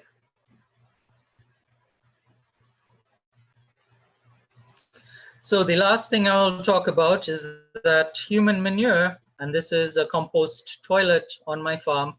The waste from humans can also be turned into good compost. You just have to have a good composting process. So on my farm, we have about 4 or 5 composting toilets. It looks like a regular toilet from on top, but it doesn't have a flush. And after you use the toilet, you put sawdust, which is in a bucket next to the toilet. You put sawdust down. The sawdust covers all the deposits that you make in that toilet, and it keeps away flies. And then as that toilet fills, we move the toilet seat to the other side of the chamber, and we let that side fill up and the other side breaks down. And then you can take that compost and apply it, not around short crops, but around fruit trees and things like that. If you're very good at composting, you can also use it for food crops. But for us on the farm, we just use it around our trees. But again, it is a waste that can become a valuable resource. If you have the next picture. This is the outside of our composting toilet. So the picture I showed you had the seat on the left-hand side, and all your deposits fall into those chambers. The chambers have doors over them. And as one chamber fills up, you then move the toilet seat to the next chamber, and you leave the first chamber for up to a year. And when you open it again, there's no toilet paper, there's no poop, there's no sawdust. It all looks like great soil. And then again, we say we use that soil around a lot of the trees. The next slide.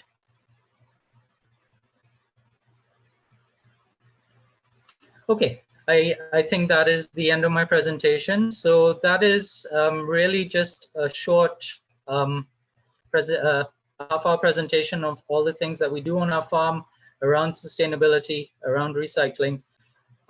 We are open to questions. So during the question and answer period, you can ask all kinds of questions. feel free to do that. Thank you, Diva. Back to you. Thanks very much, Il. And I must say, I mean, Wasamaki looks amazing in the presentation, but even in person, it's even more amazing to see the ecosystem that exists. And that's in Freeport. And also, so I'm a student of both Shan and Earl in terms of my composting journey. So I would encourage our participants to check out both of our presenters and to avail themselves of the courses that are available to help you along this journey. Maybe it's composting, maybe it's building with earth materials. I even did soap making. So there are a number of opportunities to incorporate sustainability into our daily lives. And one thing that stood out to me from Earl's presentation is when he said that waste is something that you do, not something you create. So that's something to think about, you know, how we really look at waste, right? And in their ecosystem, or in any ecosystem, there is no waste. Everything it becomes a resource. So I think humans, we are the only ones in our man-made ecosystems, we generate so much waste. You can see it and smell it when you pass Claxton Bay, or even on the Vitam, or even in Guapo, which is the closest dump to the library area. So that shows you how unsustainable some of our human ecosystem can be. But we can slowly but surely change that by incorporating some of the methods and practices that Earl has demonstrated in his presentation today. So thank you so much for that. We also had a poll in terms of whether our participants practice composting. So I'm just going to share the results. And it's almost 50-50, with 52% of participants saying that yes, they compost, while 48% currently do not. But I'm sure in a couple weeks' time, if I run this poll again with the same participants, it would be closer to 100% saying yes, right? I do hope so. So moving right along, we are approaching our third and final panelists. Please send in your questions if you want to find out anything in particular from Earl or Shan. Please use our Q&A to engage with the panelists. I know we had a lot of comments in the chat. Persons are saying wonderful, very interesting and informative. And there is a question in terms of companies that collect e-waste at no cost. So I think that would be for Shan. So Shan, you could respond in the chat as well while we move on to our third panelist. But before we move on, we have one question to Earl from Leon. When doing a long bed with compost, what is a good order or list of crops to plant? So I think that is referring to the syntropic beds. So Earl, you can respond. Right. Can you hear me? Yes. Yes? Okay, so when we teach people syntropic agriculture, it's really looking at different plants. It's difficult to give you the whole list right now, but we look at plants that will start producing a harvest for you within 2 or 3 weeks, as well as long-term plants like fruit trees and timber trees, and they're all planted in the bed.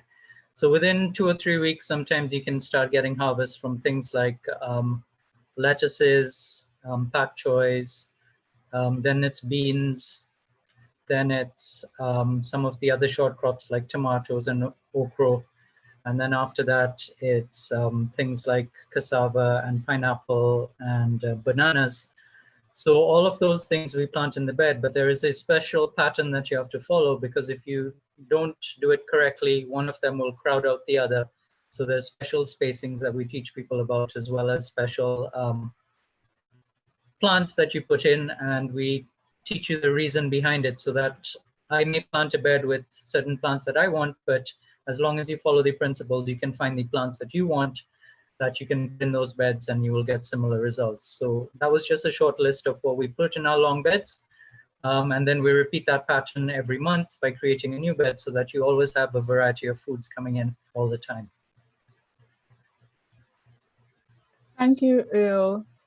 So we just got a brief intro to the concept of syntropic farming, but as Earl said, they do offer more intense training. So be sure to check out Wasamaki Permaculture on Facebook to get more information. And Shan, there was a question with regards to e-waste. So you can briefly respond to that before we move on. Sure. There's one particular e-waste recycler that I know of. It's called Piranha International. They're based in Carapichaima. If you take your e-waste to them, there is no cost. They only have a transportation cost if they have to come to collect it from you. Hence my reason for suggesting gathering in one place, if that works out better for you. But if you on your own want to go, that there shouldn't be a problem. But I'll do that personal one better. On my page on Facebook, on SIAL Environmental's page on Facebook, I have a pinned post to the top, and I've actually collated all the recyclers and all the collectors of different forms of waste, including IKEA bins, bulky waste, all of that. So it's the very first post pinned to the top. The document is called Throw Your Waste in the Right Place.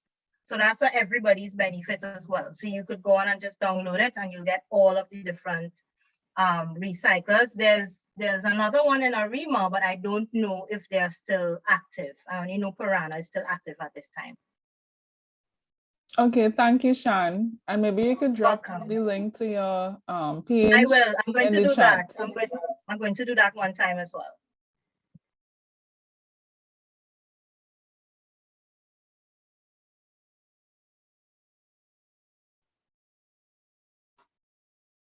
So we're moving along to our third and final panelists for this afternoon's Sustainable Waste Management webinar.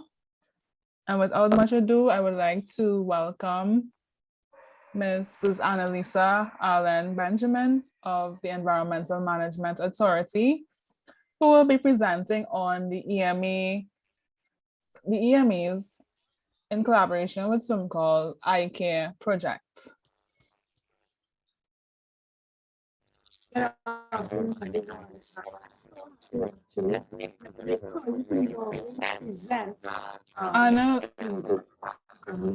Annalisa, we're not hearing you too well. There's a bit of feedback on your end.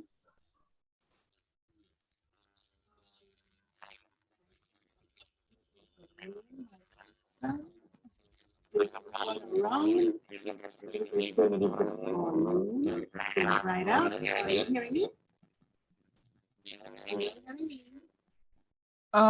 still a bit fuzzy. I will then try and put on the settings if they have.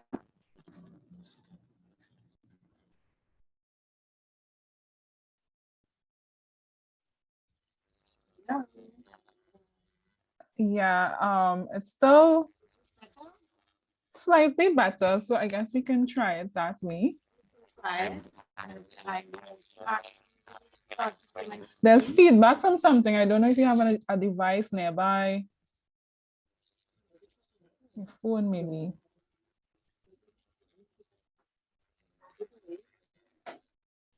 Is it better? Yes, a bit better. So go ahead. Thank you. Is it better? Yes? Any better? Improved? A bit. There's a suggestion to take off your video and maybe it might improve. Any better? A bit. So we'll proceed. On the presentation. On your, are you seeing the PowerPoint there? Yeah, we're seeing it. You can just go in slideshow. Yes, I'm going in, that's what I'm doing. And So, another comment is that it could be the overhead fan that is causing the distortion in the audio. We have some tech help from our participants.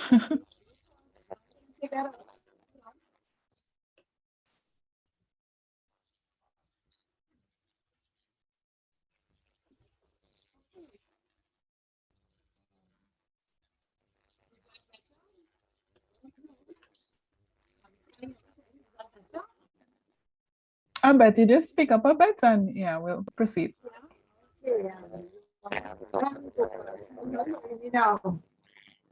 Better, Dewa? Yes, it's better. Thanks. Okay, I just want to say, in the projects unit, where we manage several conservation-minded projects. I was just about to tell you that my colleague is on vacation and stepping in to this decision because this is truly very interesting. I learned so much. Very familiar. When I came to speak about sustainable waste, it's following on the presentation of ecosystem management. And Wasaki is exactly that, mimicking bringing, managing ecosystems so that the goal. And so this is what we talk about sustainability. This is how it looks. Annalisa, sorry to disturb you. We're still getting the feedback. Do you want to try removing the jack, removing the headphone to see if that helps? Is that helping now? Speak, let me hear. Right? Yeah, we're hearing you. I'm hearing you clearer now. So we can try with that. Yes, you did not hear. I think I said this now. We were hearing, but there was a lot of feedback. So you can continue.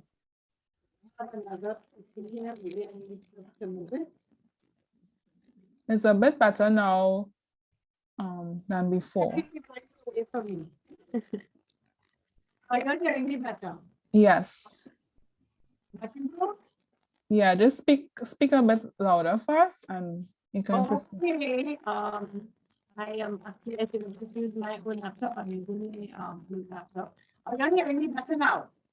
A little better. Do you want to switch? I would have to log back in and log back out. Maybe to say I would have to switch. And then you have a whole break in transmission. A whole break in transmission. Are you hearing me at all? Yes, I'm hearing you. There's some feedback. But participants, let us know in the chat whether you're hearing better now, please. Yeah, because I'm in presentation mode, I'm not seeing any chat. Yeah, I'll check it and see. Okay, and okay, so are you hearing me at all? Yes, we're hearing you better now, so go ahead. Go ahead. Okay. Yes. I was telling you that ITER is only one of the projects in project unit that speaks to conservation activities, and I was pointing to when we talk about sustainability and management of natural resources, I see that you had a perfect team put together here, and I want to commend the work being done at the Wasaki Farm, because this is exactly what sustainability looks like. So we do have several other projects that do deal with rehabilitation, and they have adopted agroforestry techniques in the rehabilitation of quarries in Valencia. And we'll also be doing some in Central Trinidad in Mayo Quarry. So that we, even though I did not come to speak about that, I must speak to and encourage every one of the young people here on this talk to really try and make an effort to see how Wasaki operates, because in agriculture and in agroforestry, this is what it looks like. Meanwhile, at the ICARE project, we are the recyclable solid waste collection project. We are not a recycling project, and I need to make that point very clear. We are a collection project, a pilot project. So we are not permanent on the landscape. We are not a program. We are a pilot project to start to change exactly what the Honorable Minister just mentioned, that we need to all change our minds and change, recalibrate our hearts. And so this project was about putting down initial infrastructure to see how the public, with some public education, would respond in preparation for the waste management rules that are coming in next year, May 2022, and in preparation for a deposit refund system. So the first step of addressing anything in terms of waste at a national level is you have to separate at home. You have to have separate waste streams. And we've been in the habit of mixing everything together, falling us about thinking that it can be used as a resource. So we needed to address some of those issues. And so therefore the ICARE project was a step in this direction. Some of the, you'll see this, I will be very quick, because some of the issues we have already covered in the past, Ms. Young, and already covered. So I just really point to the fact that what we've been doing since our establishment in 2015 to now, and it's really pilot to see if people will voluntarily change their behavior. And we have seen that if you put infrastructure in place, put work together with, so this is a green fund project, work together with other entities like SIMCON, like regional corporations, like the public, and ask them to separate at least one of the waste streams. This would be the beverage bottles, because your saw is statistics before that as much as 20% is being dumped and causing a lot of pollution in our environment.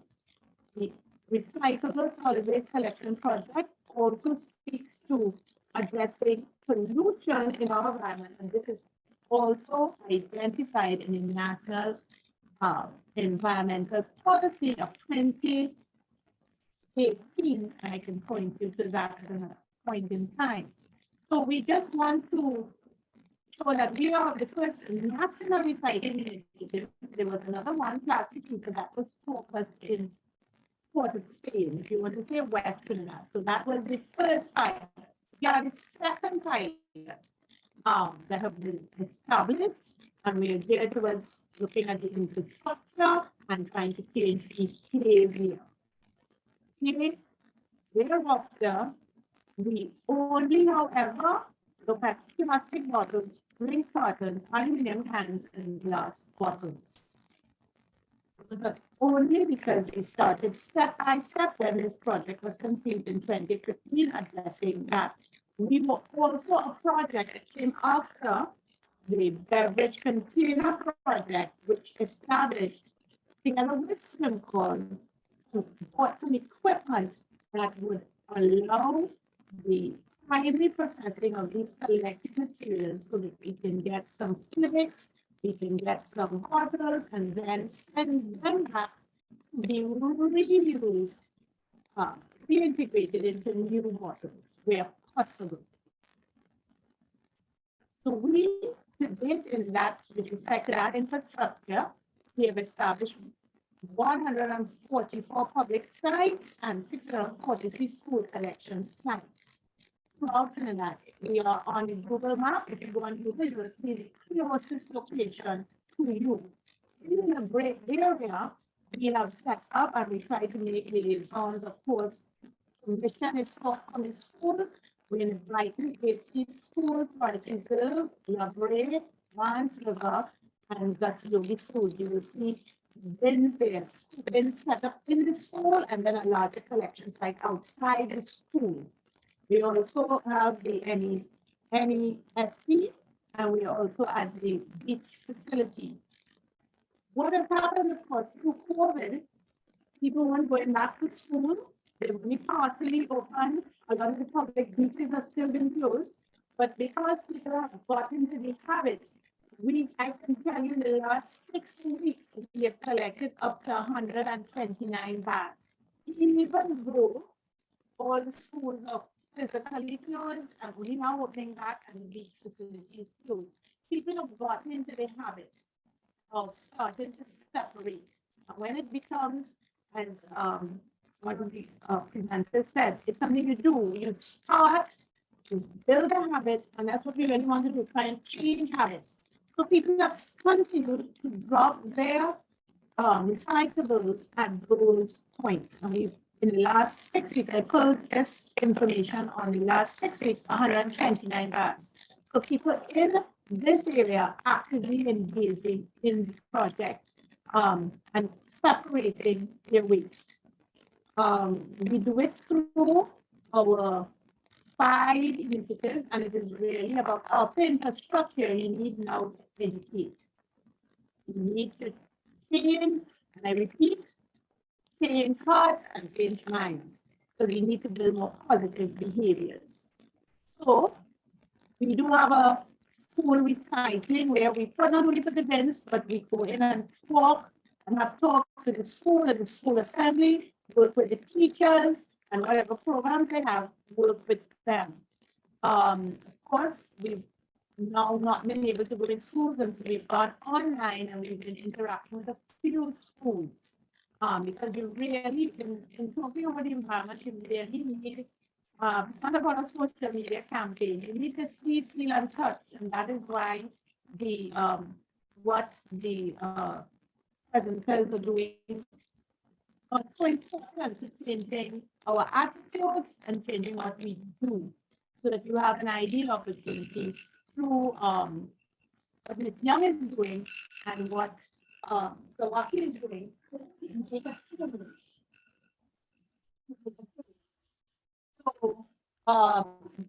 this is where we are in schools.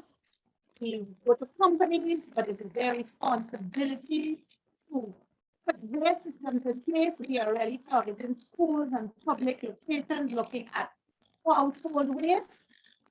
Corporate, I will tell you, under the waste rules will now be addressed, and that really speaks to waste being generated by companies. It will not speak to household waste. It will not speak to household waste. It will not speak to waste in schools. So that is, so therefore, for industrial activity, the waste rules, which will come into effect in May 2022, and we are now going on an education campaign with respect to that. But the many companies have come on and they call us to do presentations and to talk to them about what are the principles, a 10-step program, we work out with them. And this idea, remember, everybody who is working has goes home. So we try to reach people at different places. We need to meet people where they are. Many companies have responded. What we've done is over the 5 years gone to many events, public events, because you have what you call the away from home. When I grew up, I always walked with my bag and walked carrying our garbage back home, but a lot of people don't do that. We have a problem, and that's why we need to change how we see not just waste, but how we care for the environment. You know, the road is not our garbage bin, and the river is not our garbage bin. You know, we need to really take responsibility, not only for what we consume, but for how we dispose of what we consume. So we've gone to many major events and put infrastructure there, and the response has been positive. You need to put not only clean planning, but we need to put the infrastructure in place. And as a pilot project, we have shown that if you put infrastructure in place, we will begin and together with the right messaging, we will get a change in behavior as time goes on. All services are funded by the International. We have grown steadily and we've collected over 2 million bags of recyclables, raw materials throughout Trinidad. We have only now started to enter Tobago, and we are working with the Tobago House of Assembly, and they are now establishing, they have a target of 100 bins. They have 6 bins down, and they will be putting 14 bins down. And already they have started to collect and do some primary processing at a facility in Scarborough. So we have 2 million bags collected, many Facebook fans, the collection sites, and I will speak to you about the 4 pilot depots. All right. I will more or less talk to you about that now, because when we collect, I guess I want to know what happens when it collects. So we will go on further to that. But meanwhile, in the presentation, I will just skip through this because a lot of this was covered before, that it is very important to address our waste problem. We give an example of what is styrofoam. Give the example, the fact that we have 1.4 million, and if you look at 1.4 million people drinking a bottle of water, I always walk with my water. But you see a lot of people on the Google buy, and each bottle of water you drink is a bottle to dispose of. Okay, we have 4 waste disposal habits. I will skip through this because a lot of this was addressed in another presentation about the pollution issue that we have. And if you go down the islands, you'll be astounded. You on our beaches, you will be astounded. And of course, we know the issue with our fish life, and it's stuck on. So that I'm just passing through a lot of this. I'm going to now speak to what happens with the waste that is collected. Another Green Care project, Green Fund project, beverage container recycling, finance and beverage container recycling facility. This was set up at Swim Call facility, and this is where the materials are sorted. Yes, they did it's what you call commingling. It's all together, so it now needs to be separated. The plastic needs to be separated from the aluminum, which needs to be separated from the Tetra Paks. It needs to be separated from the glass. So this is what they do at Swim Call in Port of Spain by the Nambefco market, where they separate it. This is why we want to ensure that it is clean. Because if it's not clean and it's contaminated with diapers, just think of it. How are you going to clean that now for further use? It gets much more technical. At Guanapo, they have a conveyor belt and they go through and literally sort it. So I'm going to go back. So it's I'm going to go back. I'm going to go back to this. So it's sorted here. And then it goes to the plant in Nambefco, and that is what has happened now. If it's very clean, it can produce flakes. If it's not as clean, it will be baled. So the plastic bottles will be baled, the aluminum will be baled, the Tetra Pak will be baled, and will be baled separately to go to different markets, mostly abroad. We do have a bright spot.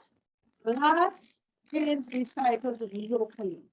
All glass that is collected is sent to the Carib glass plant, where it's reintegrated into your glass bottles at the plant there. So that kind of represents, remember when we were talking about linear and circular? Well, that then the glass can be reintegrated into new glass. That's an example there of what we want to call what closing the loop, right? So we need you to participate. We want you to improve on collections, clean collections. It is then sorted for recovery, and then the glass can be sent to Carib locally. Other waste streams then have to be shipped to plants that have the technology to use it. So some may go to where it's going, some may go to Central America, where they have some plants in larger markets, and it is used in those plants. For those that cannot be reused into that way, we do have some local entrepreneurs that are using it. Pine Tree is one that is using it to integrate it into concrete pots, concrete tiles. It's not being used for construction at this stage because, yes, several tests and so on would have to be done.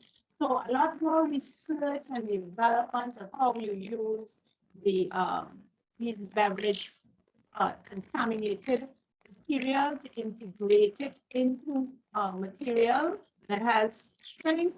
There's more research to go on there. The integration, for example, of tires. It has been used in other parts of the world, but is research regarding the bearing weight, the engineering specifications still have to be worked out. There are some people doing parts and benches locally where there is what you call composite aggregate. Of course, there are some upcycling opportunities where you can reintegrate so that you reuse and reduce and reuse. So of course, I would want to emphasize that, of course, the three principles: reduce, reuse, recycle. The whole issue that we have is that we really do have some irresponsible consumption, and we have to change the way we consume materials. Not that plastic does not have a value and weight, but we have to really look at how we think of single-use plastics, for example, so that we may have to change our approach and understand the damage this is doing to our environment. So there will no longer be a area or a planet for our great grands and the generations coming forward. So we already, Ms. Lian spoke about how it is we need to separate at home with respect to the iCare pilot project. We ask you to choose a substitute bin. If you don't have a bin, any container, old box, old pig, and you put a clear bag. We like to use clear bags because you would not believe that people started with put food and pampers and use it as a bin. And we needed to have people change and understand they need to use separate it and put it in iCare bins. So we need it to be clear so that the workers will not then have to go through extreme separation, and some, quite frankly, might not be able to be separated, right? We need you to put it as close as possible. You rinse and collect again so you don't have a public health hazard, and you carry it to your nearest iCare bin and you deposit your full bag, and we then collect it and carry it to swim calls, swimming depots, one in Guanapo, one in Forest Park, and one in Despo, Port of Spain. And now in Tobago, the fourth pilot collection depot is in Tobago. So to repeat, we want to collect and rinse, place in a clear bag, deposit. So I get a voluntary program. Because you're voluntarily doing this with no expectation to receive money for the material. This is where the deposit refund system will then come into place, and those discussions are taking place right now between government agencies and also the private sector, so that they will take responsibility for their bottles. And when we carry, just as in this case, when you go Nestle or Coca-Cola or whatever bottle drink company, when you carry back the bottle, you get a deposit for it as an incentive. But already, very small amount, there are people who are voluntarily happy to do their role and collect it at no cost and carry it to the IKEA, and then we take it from there. So this is how we engage the private sector, asking them to set up in their offices that look like this and to take charge.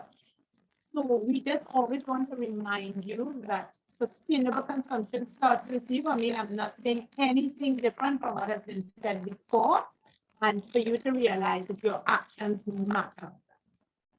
Take sustainable steps. I think this has been a mantra. I don't have to repeat it. This is what everybody has been saying around this table, for lack of a better word. And we can take steps ourselves. It really starts with us. I saw on the bottle, on one of the presentations, I'm just going to say it again, that if we see a problem and we fail to do anything to solve the problem, we are part of the problem. We must see ourselves as agents of change. We must see ourselves as being not only agents of change, part of the solution. So you see that little Trinidad and Tobago, with the love we want you, I care and I love our little Trinidad and Tobago. Most was a small island developing state. We cannot afford, we have no extra land to get. We have no extra river to get. We have no extra sea to get. More so, who would have ever thought that air would have been a problem? Clean air would be a problem. It's not, it is a problem. I mean, it's not for free. Our actions will affect the quality of life we have. We want to encourage every one of you to change our, and I'm going to quote, change our hearts. But we start by changing our minds, and then we change our heart and take action, because it's really all about taking action. So this more or less brings me to the end of this presentation. So I will stop sharing. I hope you all heard me. I'm not sure. Did you guys all hear me? Yes, we heard you. There was a bit of feedback, but we were able to hear you. So thank you so much, Annalisa. And I'm seeing, Is there any questions? yeah, I'm seeing in the comments that the attendees are also saying that they heard you. So in terms of questions, there is one question from Keisha Garcia, and that is there a recycling program for textiles? No.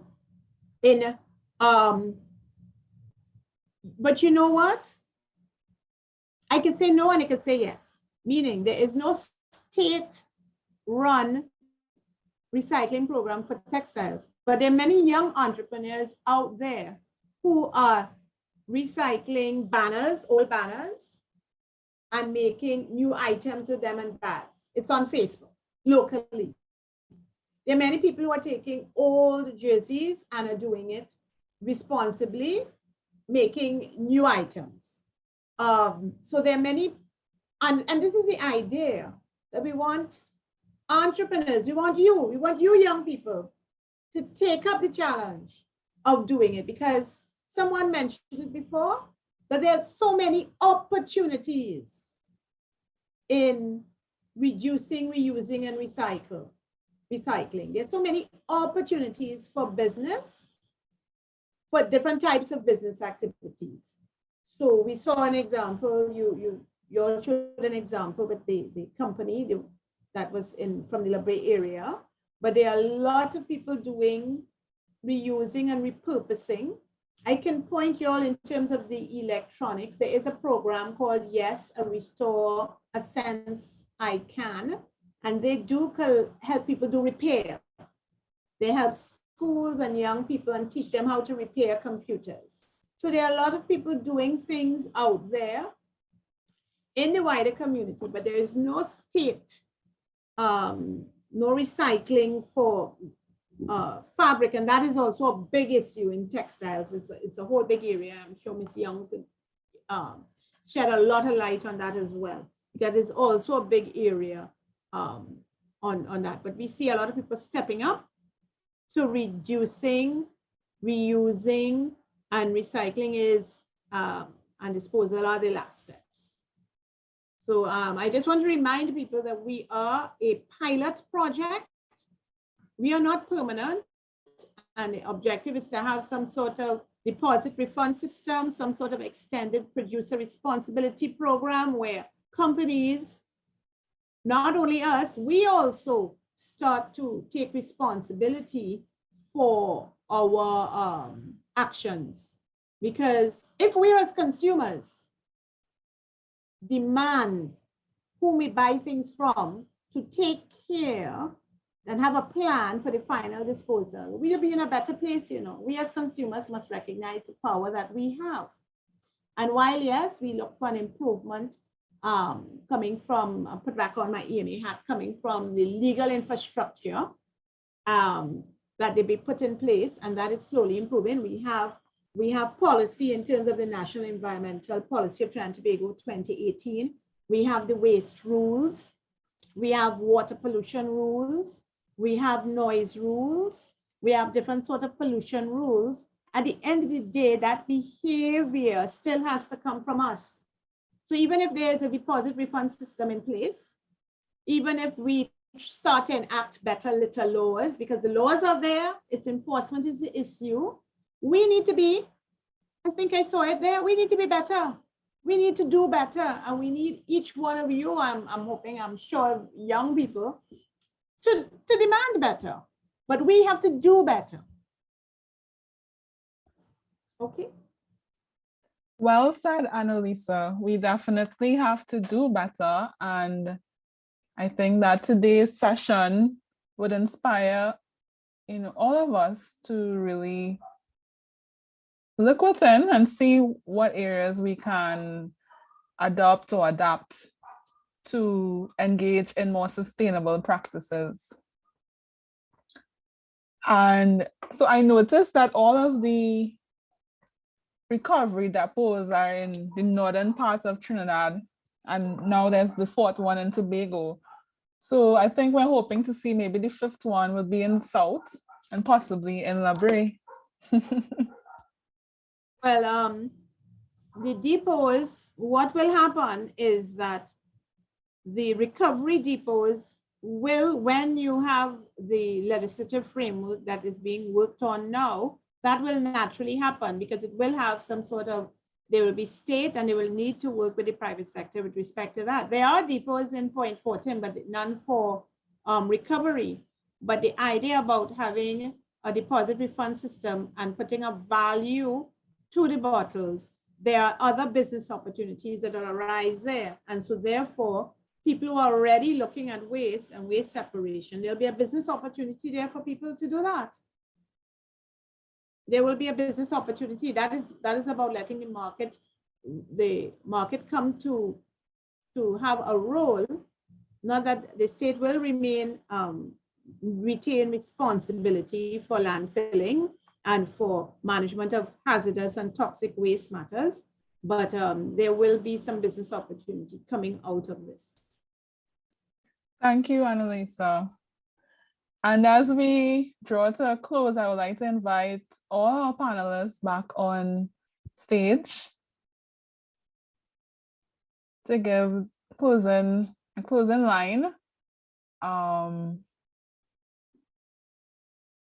as we wrap up today's session on sustainable waste management, we do have one question which I think might be directed to Earl, or even Shan could chime in terms of how do we handle deceased animals, such as dead livestock or birds? Is there a way that you can use the carcasses sustainably?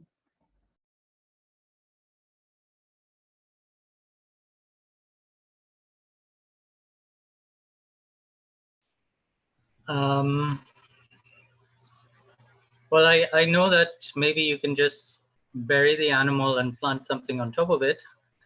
I know people in other countries that have done that. You can, if you know how to compost properly and you have a big enough facility, you can chop up the animal and compost it, because it behaves just like any other kitchen waste. But if you are just starting at composting, that's not something that I would recommend you do, because even meats, people, when you just start composting, until you build up a knowledge of composting, they even recommend you don't put just general meats into your compost pile. But it is possible to compost animals, because they are just organic material like anything else. But you would have to know how to get a hot compost, and you would have to know how to get the proper proportions of carbon material to match the nitrogen material in the animal. And you would probably have to process the animal in a way that it would break up into tiny bits so that it would break down quickly. That's the best that I can tell you. And just to add to what you just said, it's called mortality composting. I actually saw it while I was in the US at Cornell.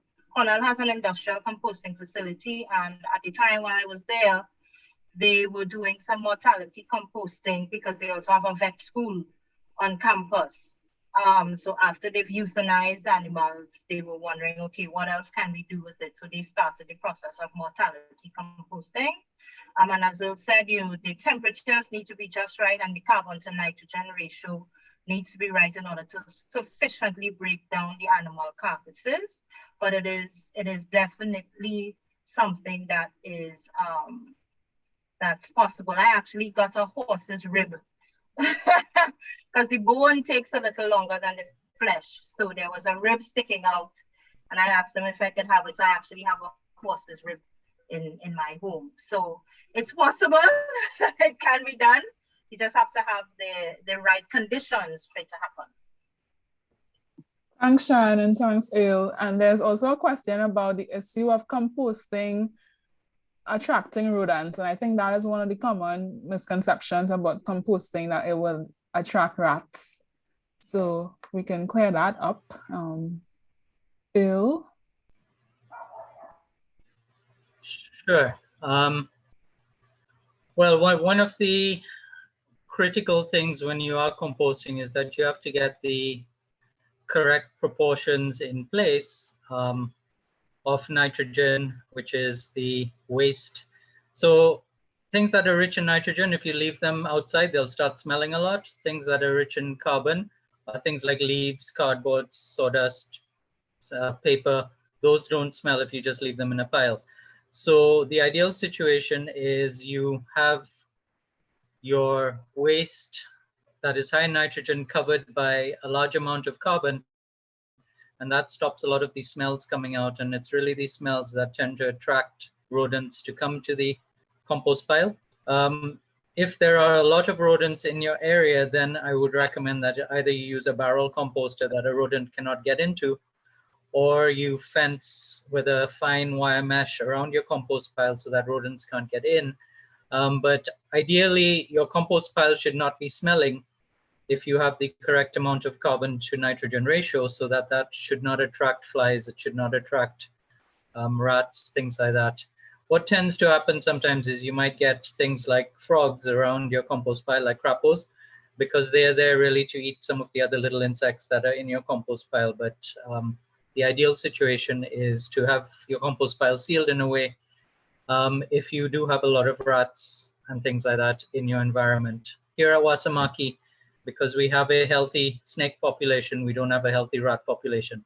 So that is one way of looking at it. But we kind of tolerate and respect our snakes on our site, and we hardly ever see them. So it's not an issue, but they do keep away the rats. And that's just one way of doing it.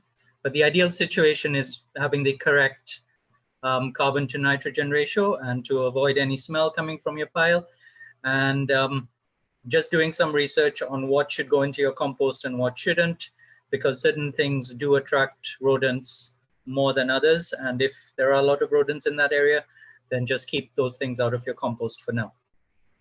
Hope that helps. Thank you, Earl. And it's good to see the interest in composting. And we hope to follow up with going a bit more in depth in that in our future events. Our final poll looked at recycling, but more so source separation.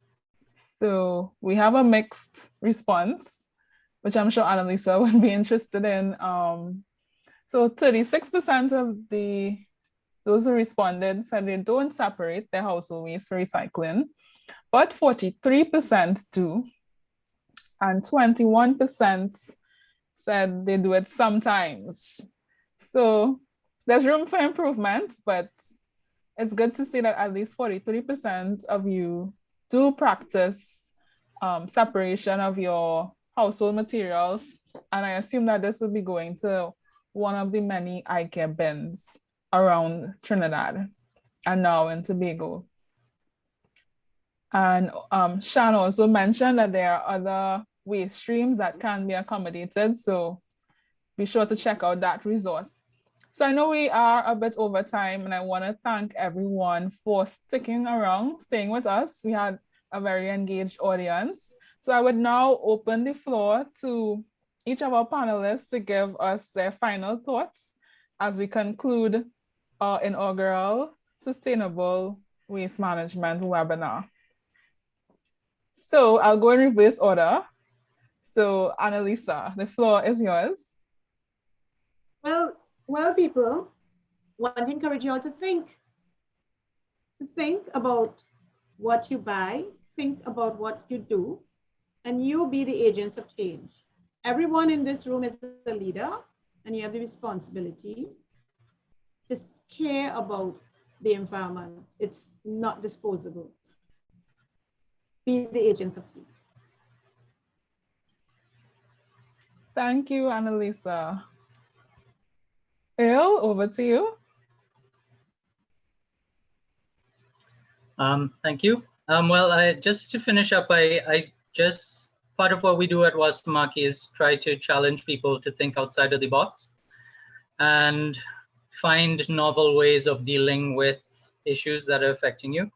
And if you really want to think about it, if nobody came to pick up your garbage every day, how would your habits change?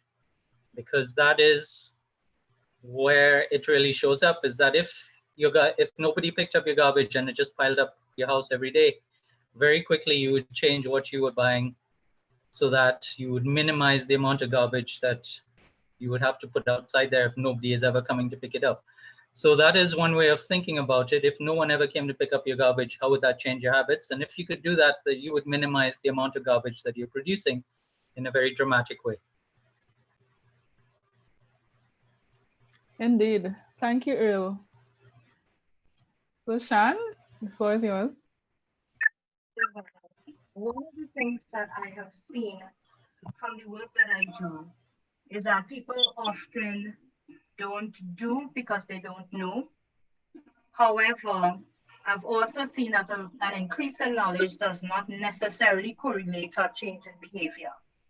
So one of the things that I would encourage the no people and the sometimes people in the last poll especially to do, and encourage the ones who have said yes, is to, as this webinar is over, you now have a wealth of information that has been presented to you. So I expect you now to do better. However, I also expect you to give your commitment every day to doing something to improve the way things are. Every day, give your commitment. If you, as I say, if you fall off, if you forget, dust your shoulders off and we keep going, because we want to hit the long-term goal of seeing our country green, of having our children have experiences in nature that they will enjoy, and to really continue to do the best we can, address those barriers, address the reasons why you do it sometimes, or why you don't do it at all. You know, don't ignore it. It requires your attention because we want you to improve. So stay committed, stay the course, and remember to face your needs. Thank you. Thank you, Sean.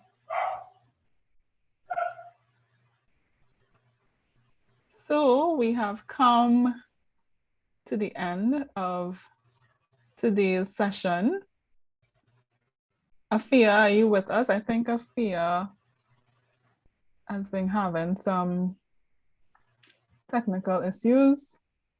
So Hi, I am definitely here. I'm here, and I'm ready. okay, great. Floor is yours. Okay, this evening was quite an interesting one. I hope that everyone can hear me. I'm sorry that I can't put my camera on. I am currently on the road coming from Mayaro, so it's a bit hazy for me. However, I'm here to give the vote of thanks. My name is Afia Jeffrey, the Secretary of the Library CSDS. CSDC, it is indeed my pleasure to bring to you greetings from our administration and the existing committee. We have definitely received a lot of valuable information that can aid in the preservation and conservation of this place we call home, that is Earth. As a former Miss Earth representative and a holder for BSc in Environmental and Natural Resource Management, I definitely understand and appreciate the content that was shared today. It is imperative that we take care of Mother Earth, and she will indeed take care of us. We'd like to take this moment to say thank you to all of the bodies that participated in this webinar that contributed to making it possible. We thank the EMA representative, Ms. Annalisa, Mr. Earl Rahama Norona from Wasamaki Permaculture, Ms. Shan Coffee Young, the Honorable Minister, Stephen McClashy, Ms. Donna May Knights, and of course, the host and chair of the Environmental Committee, Ms. Duval Bazi. Again, we extend gratitude and we say thank you to our participants and our wide range of panelists. We thank you again. Good evening, everyone. Thank you, Afia, and thank you so much to everyone that made today's session a success. And I hope that we can all put into practice something that we learned today. So thank you so much for staying with us for today's session, and we look forward to your participation in future events and also in helping to make Library and Trinidad and Tobago more sustainable. So thanks, everyone. Take care and be safe.